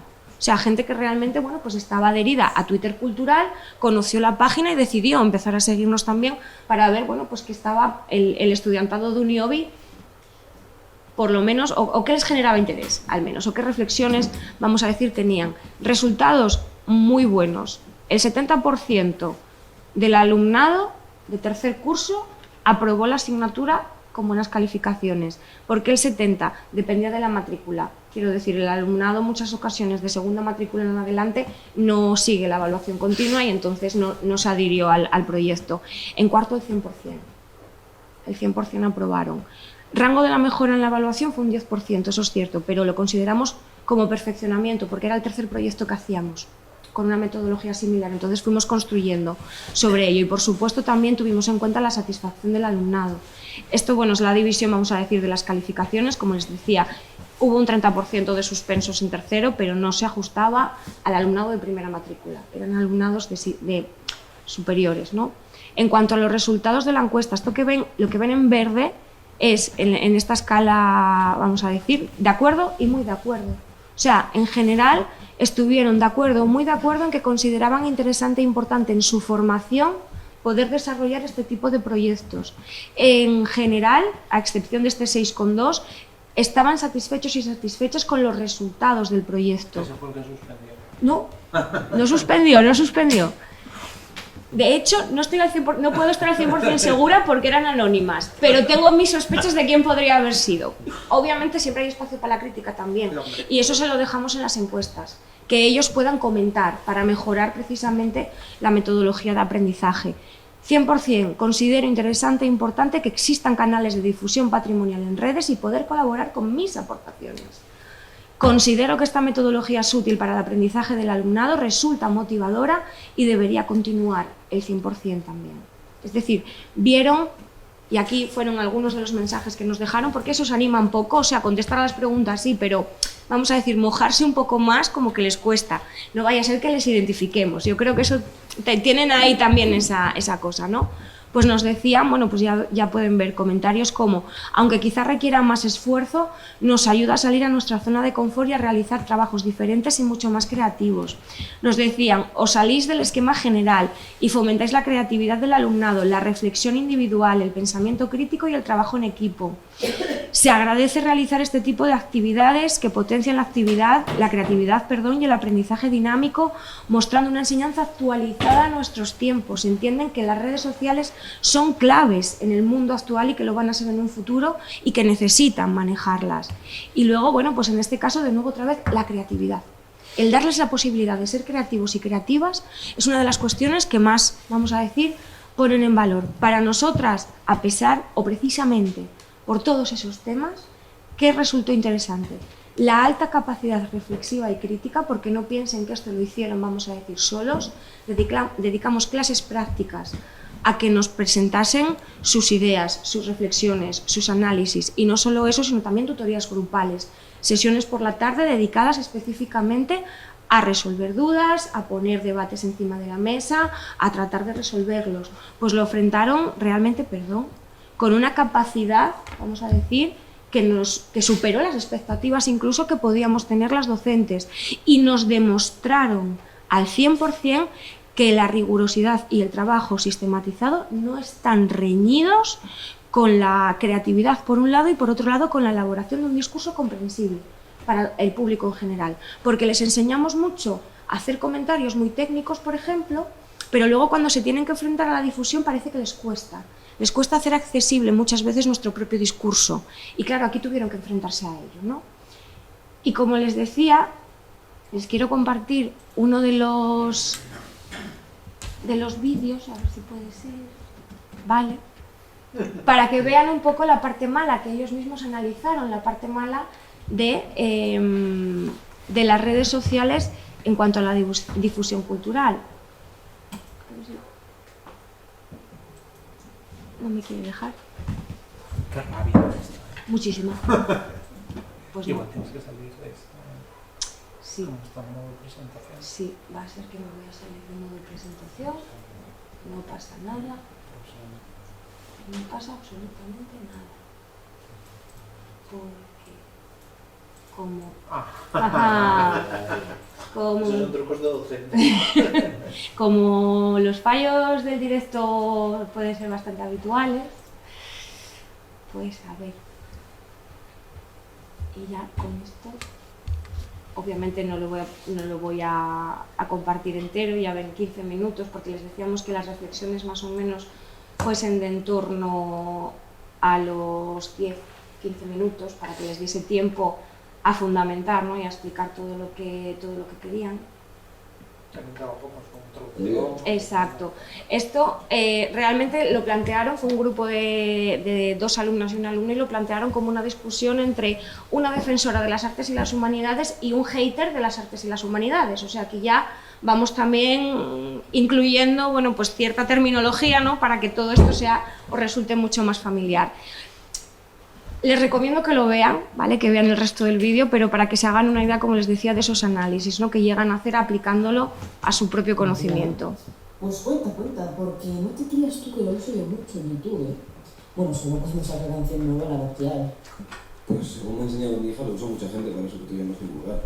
¿Te suena de algo el nombre de Ter?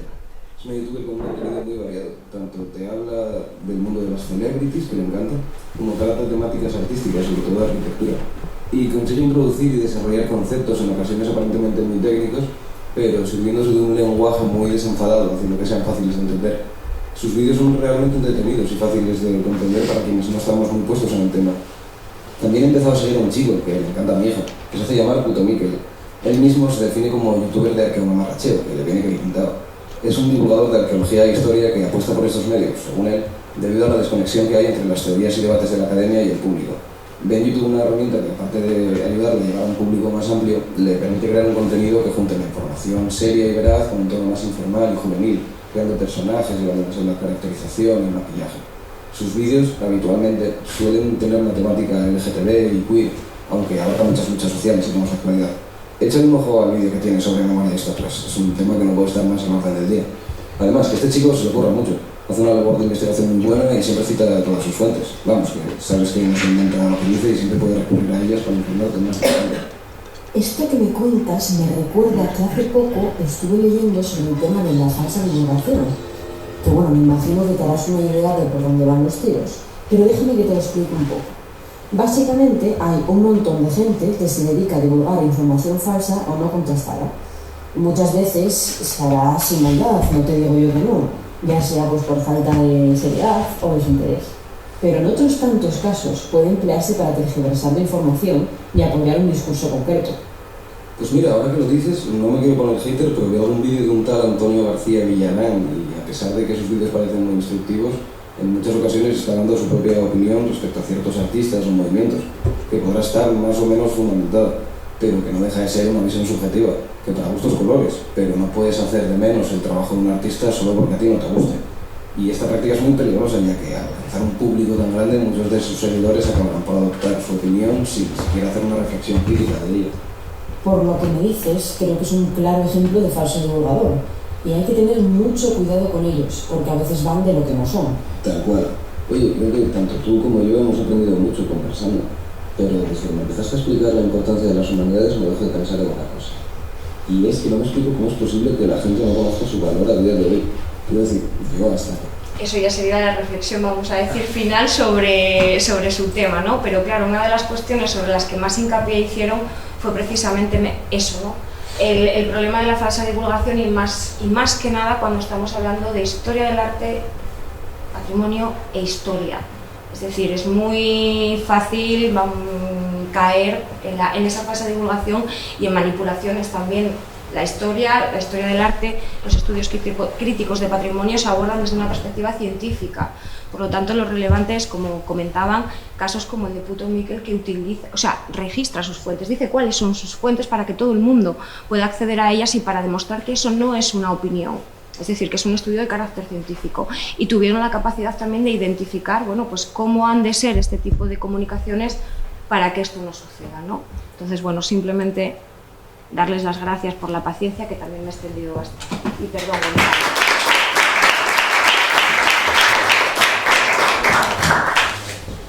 Yo voy súper rápido. No voy a levantar. Sí. Si me pongo ahí me coge el audio, que si no voy a aparecer, es que coge el micro. Seguro, voy a aparecer un cantante con la camisa. Enchúfame la puerta. Bueno, buenas tardes, voy a ir rápido porque teníamos 20 minutos cada uno, todos iban a quedar cortos y casi sobramos. Voy a ir muy rápido. Como ves, Kiko, me dijo a ti especialmente, las redes sociales son muy amplias, tienen muchos prismas, son mucho más extensas y mucho más importantes de lo que parece que solo pensamos en Facebook, en Instagram y demás. Y es un tema a tratar, además, por yo creo que verdaderos expertos dentro de cada una de las ramas, porque si tuviéramos que encontrar un experto de las redes sociales sería imposible. Y sobre todo, yo en la parte comercial, cuando ya... No, yo soy experto en marketing de redes sociales, y luego hay un experto que es solo experto de Facebook. Y ese experto de Facebook, luego hay un experto que solo hace escritos de mail en relación a los anuncios de Facebook, ¿no? Entonces, lo podemos llevar hasta un extremo, vamos, impresionante. Entonces, a mí me toca la parte desde un punto de vista comercial, ¿vale? Voy a intentar ir rápido porque, bueno, ya nos está pasando el tiempo. Y voy a tocar estos 5 puntos. Dimensión de las redes sociales, que iré bastante rápido porque entendía que todos íbamos a tocar temas de las redes sociales. Participar desde la creación de riqueza, ¿vale? Las redes sociales en la economía long tail, que esto es un poco una aportación para darnos cuenta de la importancia real que tuvo las redes sociales en todo el desarrollo comercial a día de hoy. Modelos de monetización y oportunidades y riesgos, ¿vale? Voy a ir rápido. Lo primero, estos son redes sociales. Escogí unas cuantas, obviamente no están todas. Me puse y dije, bueno, voy a sacar unos cuantos iconos y así podemos ver el tamaño que tenemos. Tenemos redes sociales, como bien decía Enedina, para todo, ¿vale? Absolutamente para todo. Y utilizamos muchas más de las que creemos. Mucha gente pregunta, ¿se utilizas redes sociales? No, yo no utilizo. ¿Tienes WhatsApp en el teléfono? Sí, pues ya está. Es decir, tienes un sistema que sirve para comunicarte con otra gente, para pasar vídeos y para pasar fotografías, ¿vale? Por lo tanto, redes sociales, las que queramos. Podríamos traer un experto en cada una de estas redes sociales y seguramente no sería experto en la red social, sino en una parte. Dicho esto, continuando un poco con los datos, un poco lo que comentaba antes Javier y que comentaba Enedina. No te preocupes, Enedina, porque a día de hoy esto ya está desfasado. Es decir, el crecimiento en la utilización de las redes sociales es enorme. Estaban en 4.000 millones, 4.200. Este es el estudio que hace We Are Social y HotSuite, que lo hacen todos los años. Es muy difícil medir la utilización de las redes sociales. Esta gente lo que hace es mide los dispositivos, pero no quiere decir que no lo puedan utilizar más de una persona, ¿vale? Y este es el de junio de este año, que ya lo sacaron, que efectivamente le mete otros 400.000 usuarios más de redes sociales, ¿vale? Pone billion, además pone billion siempre porque lo que hablábamos antes, siempre que veis algo que venga billion, que venga de Inglaterra o de Estados Unidos, ellos lo utilizan, serían nuestros 1.000 millones, ¿vale? Nuestro millardo. Además, no tendría sentido en relación a la población mundial si fueran millones, ¿vale? ¿Qué quiere decir esto? Pues el 58,4% de la población mundial. Que es mucho, pero en realidad no es, para mí no es el dato relevante. El dato relevante es este. Este dato es el número de usuarios que utilizan las redes sociales de aquellos que tienen acceso a Internet. Porque claro, no tiene mucho sentido que hablemos de cuánta gente utiliza las redes sociales si no tienen acceso a Internet. Y por lo tanto aquí sale el 93,4, que ya he puesto que hay alguno que no sabía que estaba utilizando redes sociales, ¿vale? A día de hoy el crecimiento es tal que las redes sociales, la utilización de redes sociales crece prácticamente a la vez que crece el acceso a Internet dentro de la población. Por lo tanto, podríamos decir que las redes sociales las utiliza cualquiera que tenga acceso a Internet, o prácticamente cualquiera. Hay otro dato importante, sobre todo desde el punto de vista económico, que es la media.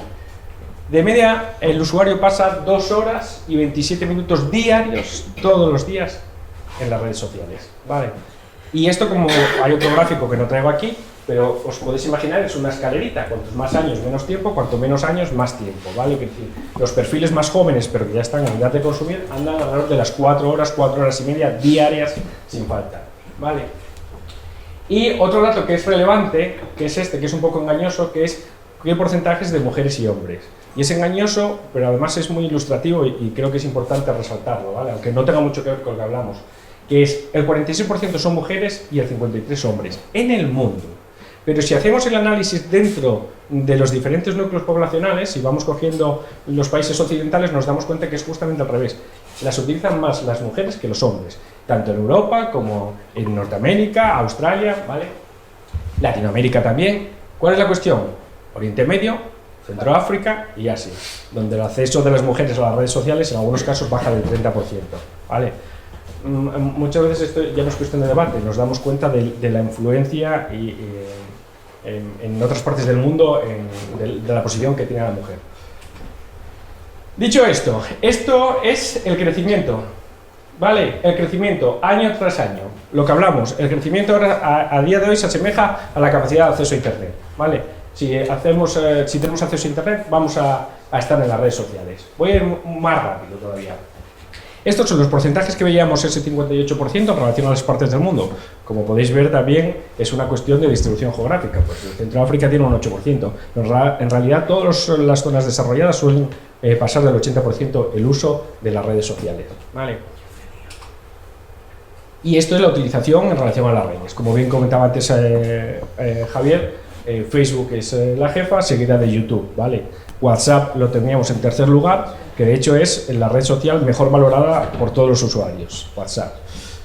TikTok, que aparece por ahí, ¿vale? La versión Douyin, la versión de TikTok de China. Aquí hay una curiosidad, que es que TikTok que está en esta parte, es porque es lo mismo que Douyin, solo que en China no hay TikTok, ¿vale? En China tienen Douyin, que es la empresa precursora del TikTok después de comprar Musical.ly. Y WeChat es el WhatsApp de Asia también. No nos damos cuenta muchas veces de que las redes sociales que nosotros conocemos es porque es las que tenemos aquí al alcance, pero hay muchísimas más que en relación a tu situación geográfica son las que vas a utilizar. Hay un dato también interesante en lo que veíamos antes con el acceso a las redes sociales, y vemos también que hay menos acceso a redes sociales en aquellos países donde no es una democracia plena, es decir, sobre todo cuando hay estados dictatoriales, porque las redes sociales son una herramienta de comunicación muy peligrosa para aquellos que no quieren que la comunicación se extienda. Por lo tanto, y yendo súper rápido, si cualquier empresa le preguntamos dónde puedes encontrar a tus clientes o dónde puedo encontrar a mis clientes, bueno, pues habrá empresas que pueden decir en un sitio o en otro, pero estoy seguro que todas pueden decir que están en las redes sociales. Por lo tanto, desde un punto de vista comercial, cualquier empresa sabe que sus clientes están en las redes sociales. Y da igual que sea el BBVA, que sea la tienda de perfumes de la esquina, ¿vale? Si es así, lo que no entiendo es por qué no todos los comercios se están pensando en las redes sociales. BBVA sí lo va a hacer, ¿vale? Pero la tienda de perfumes de la esquina, pues a veces se le olvida. Y es muy importante, porque todos nuestros clientes están ahí. Con esos números y con nuestros clientes potenciales ahí, no es de extrañar estos números. Facturación de Facebook 2021. Y pongo facturación porque si nos vamos a los beneficios de estas grandes empresas, muchas dan hasta pérdidas. Es la magia de la contabilidad y de la internacionalización de las empresas. 117.000 millones de dólares, ¿vale? Es más que el PIB de cualquier país de Centroamérica. Este chico de aquí, no sé si lo conocéis, seguramente no porque no estamos en su target. MrBeast. Según Forbes el año pasado, el youtuber influencer, porque está un poco en todo, que más dinero ha ganado, 54 millones de dólares. Ha hecho una campaña el año pasado que es digna de ver y que podríamos entrar en ella, pero sin tener hamburguesas, ganó 2 millones de dólares vendiendo hamburguesas durante 24 horas. Simplemente promocionándolas y llegando a un acuerdo a través de una estructura enorme. Y la inversión publicitaria en redes en España, que esto es muy importante. Hasta ahora nosotros la publicidad está en la televisión y lo tenemos en la cabeza y se pagaban muchos millones. En la televisión, el 2021 tenía algo así como 1.800, 1.900 millones, en las redes sociales ya tienen 1.191 millones. Es decir, está cerquita ya de coger la televisión. Y estoy poniendo las redes sociales. Si cogemos Google, como bien decía antes Javier, y YouTube, quiere decir que a veces los consideran buscadores, ya vamos a 4.000 millones. En realidad ya está duplicando la inversión que se hace en publicidad en la televisión. Participantes en la creación de riqueza. Perdonad que estoy yendo un poco rápido, pero voy con el tiempo justito. Estos son los participantes en la creación de riqueza. Puede haber más participantes, he intentado resumirlos, porque imaginaros que monetizar o conseguir sacar rendimiento de las redes sociales tiene tantas posibilidades como imaginación pueda tener el que lo intente, ¿vale? Desde el creador a la propia plataforma, a las empresas que intentan utilizar esto para vender. ¿Qué es lo que solemos tener generalmente? Unos consumidores, que son consumidores de la propia red y que seguramente sean futuros consumidores de aquel producto que vamos a vender. Vamos a tener, obviamente, la plataforma. Vamos a tener una empresa vendedora que le ponga un asterisco porque, como bien decía Javier y como bien estuvimos viendo, o como bien comentaba Noelia o André, no siempre lo que queremos conseguir es dinero. No siempre lo que queremos es vender un producto o un servicio. A veces lo que queremos es condicionar un voto, ¿vale? Conseguir una cuota de poder, influir en la decisión de otro, pero al final el mecanismo es el mismo. En general vamos a entender que son empresas las que venden, pero podría ser un partido político. Vamos a tener unos creadores de contenido que a veces son pagados y otros no. Estos los que me conocen saben que yo en las redes sociales de manera genérica de utilización, no llevo a comprenderlas porque yo no entiendo la parte de gratuito, de ponerme yo ahora a sacar aquí a ver qué tengo que hacer. Habláis conmigo y tomáis un café, ¿vale? Pero sí es verdad que hay mucho contenido gratuito y mucho contenido pagado, ¿vale? Y luego voy a poner aquí otros, y voy a poner otros porque lo utilizaré un poco de comodín, porque en algunos momentos pues vendrá una posibilidad u otra de monetizar. Con todos estos, y antes de pasar a posibilidades, quiero plantear una cosa, que esto no se suele ver dentro de las redes sociales y yo creo que es más importante incluso que con el proceso de digitalización que hemos sufrido. Es la economía long tail, la larga cola, ¿vale? Intento no utilizar anglicismos, pero es que aquí si pongo la larga cola va a sonar un poco raro. La larga stay la escuché alguna vez también en algún país de Latinoamérica. Al final esto es una distribución de Pareto, ¿vale? Que no es más que la demanda y productos. Y va un poco, antes utilizamos lo de Obama, que yo creo que también influyó en este sentido. Voy a poner un ejemplo, porque podríamos hablar de muchos sectores diferentes. Vamos a hablar de los libros que estamos en cauce. Si yo antes tenía una librería física, obviamente tenía un espacio determinado y tenía que conseguir un rendimiento, ¿vale? Esta librería física sería esa parte que vemos en verde. ¿Qué quiere decir? Que como yo tengo un espacio muy pequeñito, ¿qué libros voy a vender yo? Pues los que más se vendan. ¿Qué libros voy a traer a mi librería? Pues los que yo sepa que me van a dar una rentabilidad. Por lo tanto, se producía una cuestión de lógica, que es, si no tengo espacio, no entran. Por lo tanto, ¿quién entra? El que es más famoso. Y esto durante muchos años, potenciado también por la televisión y por la radio, hizo que el que era famoso era muy famoso, el que vendía libros vendía muchos libros, y el que tenía un público o bien pequeñito o muy disperso no llegaba a vender esos libros porque no le iban a dar el espacio, ¿vale? ¿Qué es lo que pasaba con esto? Que toda la música que no fuera la de moda no tenía espacio, o que todos los libros que no fueran los de moda o que fueran a un nicho concreto de la población, oye, a los amantes de la economía en relación a no sé qué, no iba a encontrar espacio, ¿vale? Esto se rompe todo con la digitalización y de repente podemos conseguir comprar libros, como haremos la mayoría, a través de internet, que no necesitan un espacio físico, que de hecho muchos ni se imprimen hasta que no los vamos a comprar. Hay música que no ocupa un espacio, no hay un espacio para un estante, para un disco, sino que podemos acceder a toda la música que queramos. No ocupa espacio, y esto cambia el concepto. Y de repente tenemos esta larga cola que nadie había explotado, que económicamente nunca se había sacado rentabilidad, pero que en la mayoría de los casos es más larga que los títulos principales. Quiere decir, hay más música que no está de moda que toda la música que puede estar de moda. Y esto lo posibilita, pues obviamente Internet, el acceso a las redes, la digitalización y todo lo que estamos hablando. Y tiene mucho sentido en todo aquello en lo que hay un famoso que quería venir aquí, pero que no tuvo espacio y las redes le permitieron saltar aquí. Y funcionaba. Pero en todo lo que tenga que ver con un nicho, con algo específico, seguía sin funcionar hasta la aparición de las redes sociales. Porque si yo tengo un libro muy específico de medicina, necesito que me lo compre un médico, que es el que me lo va a comprar. ¿Tengo la capacidad tecnológica para hacerlo? Sí, si el médico me compra, yo se lo imprimo y se lo envío. Es decir, toda la infraestructura está. Pero la pregunta es, ¿y cómo encuentro yo a los médicos para decirles que tengo este libro? Porque una cosa es que yo pueda hacerlo y otra cosa es que pueda difundirlo. Bien, hasta la aparición de las redes sociales lo que nos pasaba es que lo mismo, o tenías mucho dinero para contar a todos los médicos de España que tenías ese libro para que cada médico de cada esquina te lo comprara, o tenías un problema.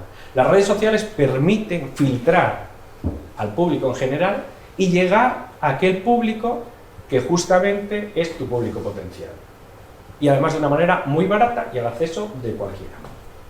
Yo hoy escribo un libro de medicina, que ojalá tuviera algo de idea, y solo tengo que entrar en Facebook, en YouTube, en Instagram, donde yo quiera, hago un anuncio y en las preferencias del anuncio voy a poner esto para médicos, para gente que busque cosas de sanidad, que tenga entre estos años y estos años, etcétera, etcétera, etcétera, y el algoritmo solo se va a encargar de buscar mi público objetivo. De tal manera que yo acabo de filtrar 47 millones de habitantes y me acabo de quedar con los 10.000 que necesito, o a los que quiero llegar, ¿vale? Esto es algo muy importante. Esto viene del libro de Chris Anderson, que es el que traduce, pues, al final esta distribución de Pareto en esa larga cola, un libro interesante, y las redes sociales lo ayudan a potenciar. Por lo tanto, ahora cualquiera puede vender cualquier cosa desde cualquier sitio, ¿vale? Con pequeñas salvedades. Y me voy a los modelos. Con todo este sistema podemos sacar dinero de donde queramos, quiero decir. Y yo he visto algunas cosas muy llamativas de ideas de, bueno, pues mira qué manera de sacar dinero a través de las redes sociales. ¿Vale? ¿Qué es lo que tenemos? Pues lo más fácil, la venta directa.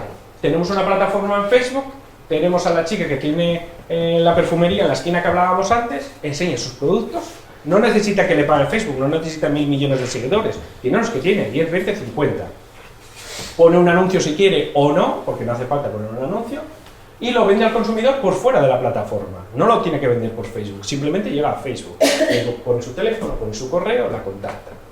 Es una manera muy fácil de vender. En este caso parece que Facebook no gana nada, pero como bien nos decía el otro día Álvaro, que dentro de poco guardaremos aquí los datos, todos estos datos se tienen que ir para algún lado. Esto es lo que lleva la plataforma. Esa chica que está haciendo contenido gratuito le está facilitando datos. Le está facilitando datos a la plataforma que luego la plataforma utilizará para vendérselos a alguien que sí que ponga un anuncio. Y además se está cogiendo los datos del consumidor. Si el consumidor es alguien que le gustan los perfumes, a lo mejor Chanel quiere poner un anuncio que yo le pondré al consumidor que sabemos que compre perfumes.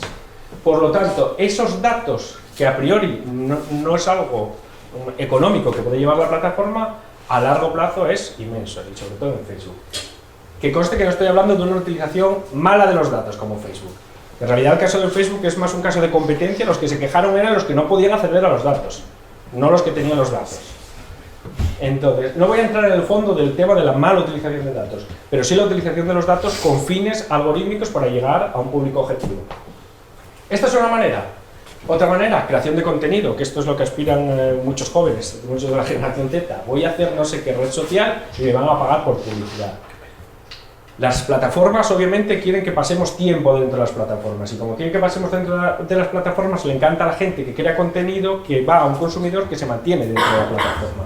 Por lo tanto, lo que dice es, mira, como tu contenido interese, va a venir gente, yo te voy a pagar para que tú pongas unos anuncios, o yo te pongo unos anuncios dentro de tu contenido. Esos anuncios que nos paga otro, la empresa que hablábamos antes, Chanel, va a pagar ese anuncio. ¿Para que lo vea quién? El consumidor, que ya sabemos que es un consumidor potencial. ¿Para vender quién? Chanel, al consumidor. Es un poco lioso, no sé si al final estamos viendo la diferencia.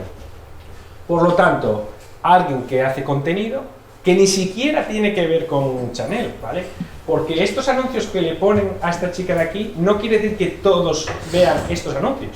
Quiere decir, si Kiko hace un canal de YouTube y yo entro a ver su vídeo, a mí me van a aparecer unos anuncios que son diferentes a los anuncios que le van a aparecer al otro. Porque los anuncios van destinados al consumidor, no tienen relación con el creador de contenido. Si va a ir esta chica que compraba perfume a ver el vídeo de Kiko, independientemente de por qué vaya a ver el vídeo de Kiko, le van a poner anuncios de Chanel. Y si voy yo, me pondrán anuncios de mis gustos. En todo este procedimiento, la plataforma sí que recibe dinero de esos que ponen los anuncios, que luego una pequeña parte va para los creadores de contenido, y esos anunciantes tienen la esperanza de vender a los consumidores su producto. Y en todo este proceso, otra vez, lo que generamos son los datos que vamos a guardar. Venta directa y creación de contenido. Quiere decir, esto es ilimitado. Yo creo un contenido, me están poniendo publicidad y aparte vendo mis productos. Por lo tanto, la tienda de la esquina podría vender sus perfumes y a la vez haber anuncios de Chanel o de quien fuera, porque no tienen por qué ser competencia directa, de otros anunciantes. Todo para vendérselo a quién? Al consumidor de la red social. Huelga decir que el consumidor a veces es la empresa que también compra. Y la empresa que pone los anuncios. Esto es una red circular constantemente. Venta directa de terceros. Esto a mí me gusta mucho porque hay muchos enlaces cuando ves en Instagram. ¡Ay, me han regalado esto! ¡Me han recomendado esto! ¡Mirad que os enseño! En realidad estamos viendo una venta de terceros. Quiere decir, ya no hace falta que la red social se dé cuenta de que tú tienes engagement, de que hay gente que te ve. No hace falta. Si a mí lo que esta persona está ofreciendo me encaja para mi servicio, yo llego a un acuerdo con ella y digo, mira, te voy a enviar estas colonias, tú enséñalas y di que mira qué buenas son. Y enseña las colonias y nos recuerda que dejo un enlace en la dirección para que podamos ir a la página web. Y entonces nosotros vamos a la página web y ese tercero nos vende totalmente fuera de la plataforma. No hay prácticamente intercambio económico, lo único que sí que hay son datos. ¿Vale? Venta directa de un tercero y creación de contenidos. Vendo lo que me recomiendan, que estas son los y las superinfluencers, influencer, vendo lo que me recomiendan, pongo anuncios además de lo que tengo y además vendo cosas de terceros. No sé si me vais siguiendo en todos estos procesos. Y podríamos estar así, vamos, 3 días seguidos con modelos de venta. Ahora me voy a salir, todo esto que estamos viendo prácticamente es YouTube, Facebook, Instagram, ¿vale? Un poco lo que más conocemos. Ahora me voy a salir un poco de esos modelos más generales que nos imaginamos todos del youtuber, del influencer intentando vender algo, y me voy a ir a otros tipos de redes sociales, ¿vale? Redes sociales, venta a través de plataformas. Facebook lo permite, pero hay muchas que lo que hacen es, la propia red social tiene instalado ya un dispositivo para que tú vendas. Ya tienes una tienda online. Entonces tú en la propia plataforma vendes y ya te genera todo el ecosistema sin que tú hagas nada para que te puedan comprar. Ya te hace la pasarela de pago, el carrito de la compra, no te presentan los impuestos, pero a las asesorías se los van a llevar impresos. Te dan todas las facilidades. Tú entras y empiezas a vender. Todo esto genera datos que mejoran el algoritmo, que hacen que las nuevas personas que interactúen contigo tengan más provisión a la compra. Porque al final, el que paga por los anuncios espera una retribución. Y por lo tanto, las plataformas se esfuerzan mucho en que consigas esa retribución para que sigas pagando, para que sigas vendiendo y mantener la plataforma. Venta a través de la plataforma y creación de contenido. Me voy adelantando. Pago de la plataforma. Todo esto que estamos viendo es lo que hablamos muchas veces de si no te cobran el producto eres tú. Bueno, pues en las generalistas el producto solemos ser nosotros, ¿no? En Facebook el producto son los datos que nosotros vamos produciendo. En este caso hay plataformas de pago. Plataformas que tú pagas y te dan un servicio, ¿vale? Aquí pues nos podemos encontrar muchas de, yo que sé, Mythic o alguna de estas de relaciones, ¿vale? Tú pagas y ellos te prestan un servicio, perfecto. Que tú pagues por la plataforma tampoco quiere decir que dejes de ser el producto. Los datos van a seguir funcionando y los van a seguir almacenando y utilizando. Pago de plataformas por una empresa, que esto también se utiliza, que es, los consumidores no pagan, pero las empresas sí. WhatsApp es gratis, pero si haces WhatsApp Business, pagas. No se ve cuando tú utilizas WhatsApp, pero WhatsApp Business permite hacer una serie de funciones, poner etiquetas, agrupar a tus contactos, etcétera, etcétera, con un fin comercial. Yo quiero vender, cojo mi agenda, mi teléfono de empresa y voy a poner etiqueta amarilla, los que me compran siempre esto. Etiqueta roja, esto es en Navidad, muy bien. Etiqueta verde, esta gente vive toda en Sana, ¿vale? Ese servicio de WhatsApp sí es de pago y soporta, lo voy a decir económicamente, porque WhatsApp cuando se compró era cero lo que facturaba y se pagó 20.000 millones por WhatsApp. Facebook compró WhatsApp por 20.000 millones cuando facturaba cero. Pero sabía que tenía una cosa muy importante, que eran los clientes y los datos de los clientes. Y sabía que cuando empezara a utilizar sistemas como WhatsApp Business, acabaría sacando una rentabilidad enorme. ¿Vale? Empresas que pagan. Una cosa que es interesante, perdonad que voy rápido, pero yo creo que es que tenemos poco tiempo. Una cosa que es interesante, a veces no pagan las empresas, paga la administración pública. ¿Y qué quiere decir con esto? Que esto de paga la administración pública nos suena a ver, esto está pagado y está avalado y no vamos a tener datos. Y no es así. Hay muchas, por ejemplo en educación, los niños pequeños sí que utilizan el TOCAP, me parece que se llama,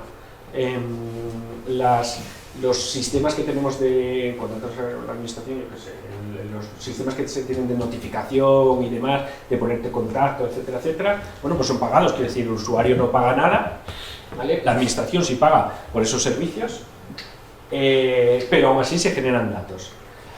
Me fui a buscar la de TOCAP, que la conocí, y además se anunciaba muy bien, ¿vale? TOCAP es una plataforma donde los niños, no sé hasta qué edad, pero en los colegios se utiliza. Los padres tienen acceso, los profesores mandan información, si todo va bien, si no, las actividades que hay, intenta sustituir a WhatsApp para no hacer grupos de WhatsApp y profesores. Y además se anuncia como que es una plataforma, pues eso, independiente, que no pone publicidad de nadie, etcétera, etcétera, etcétera, etcétera. Y que es buena para los niños. Por cierto, hay plataformas específicamente hechas para los niños.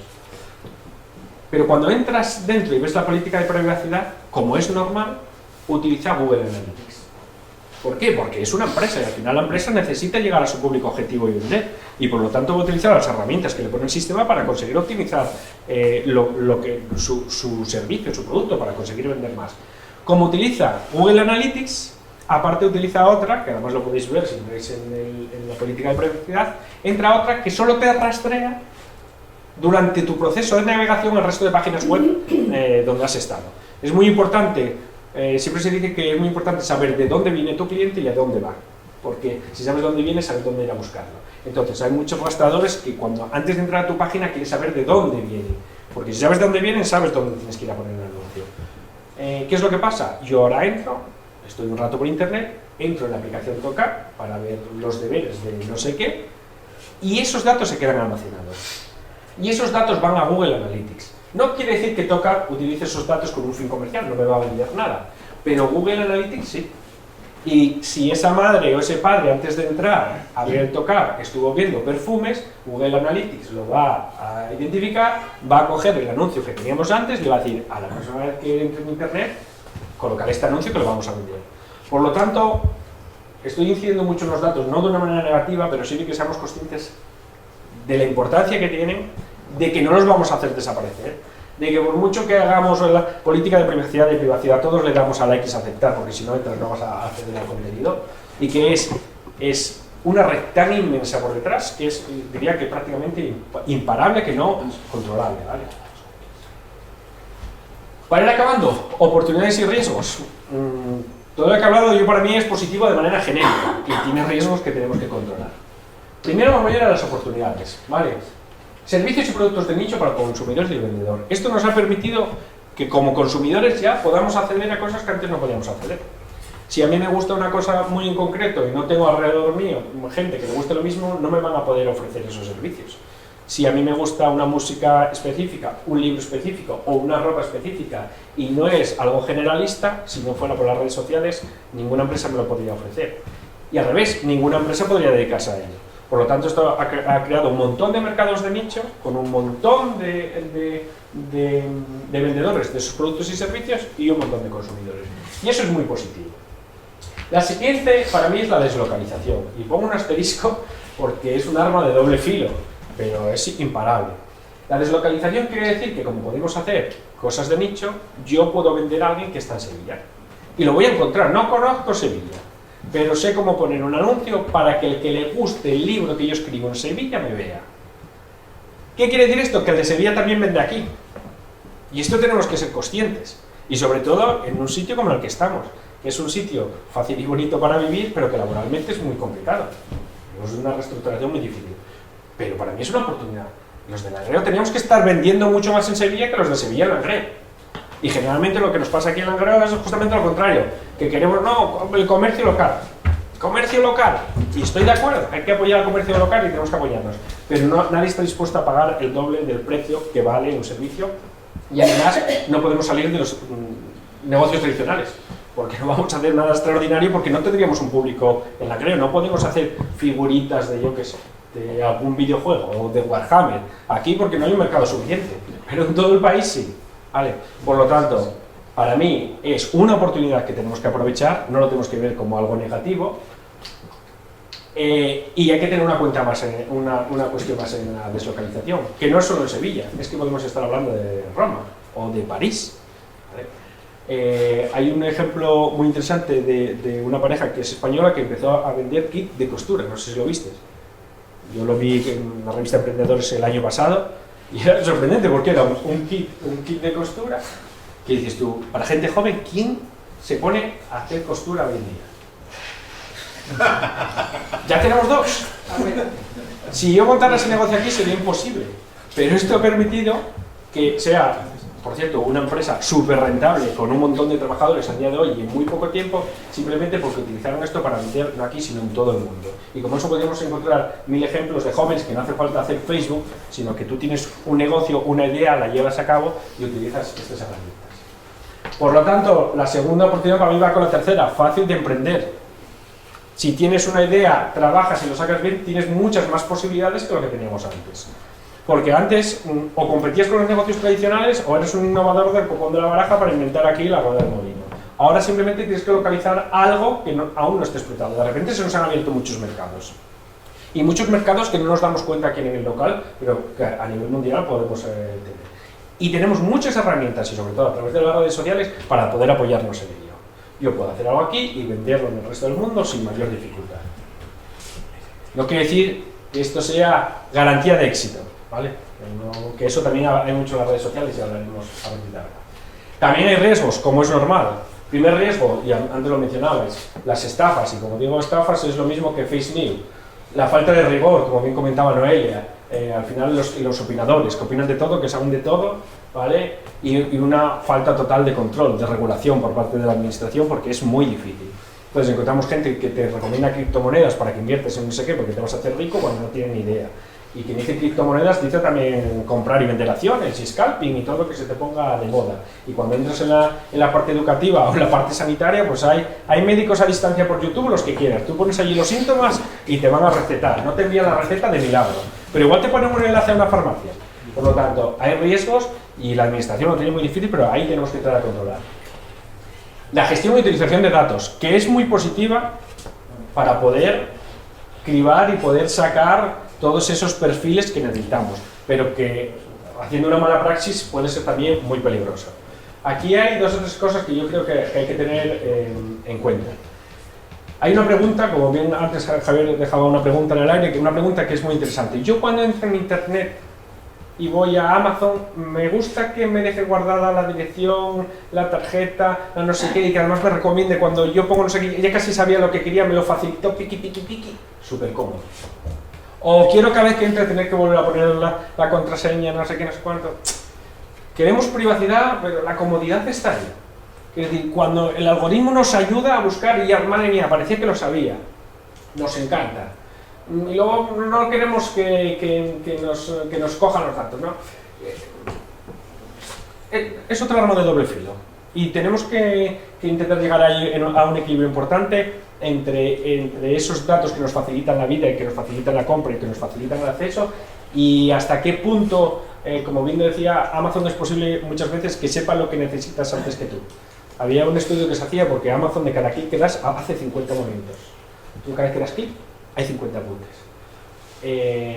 Y había un estudio que decía que sería posible, y luego esto se difunde un poco y es un poco leyenda, pero nos vale como ejemplo, que una mujer Amazon llegara a saber que está embarazada antes de que lo supiera él, y que le ofreciera un chupete o un carrito antes de que ella lo supiera. ¿Por qué? Porque hay tendencias de comportamiento que no nos damos cuenta, pero que los algoritmos sí detectan. Y oye, cada vez que pasan por estas páginas resulta que hay una probabilidad altísima de que pase eso.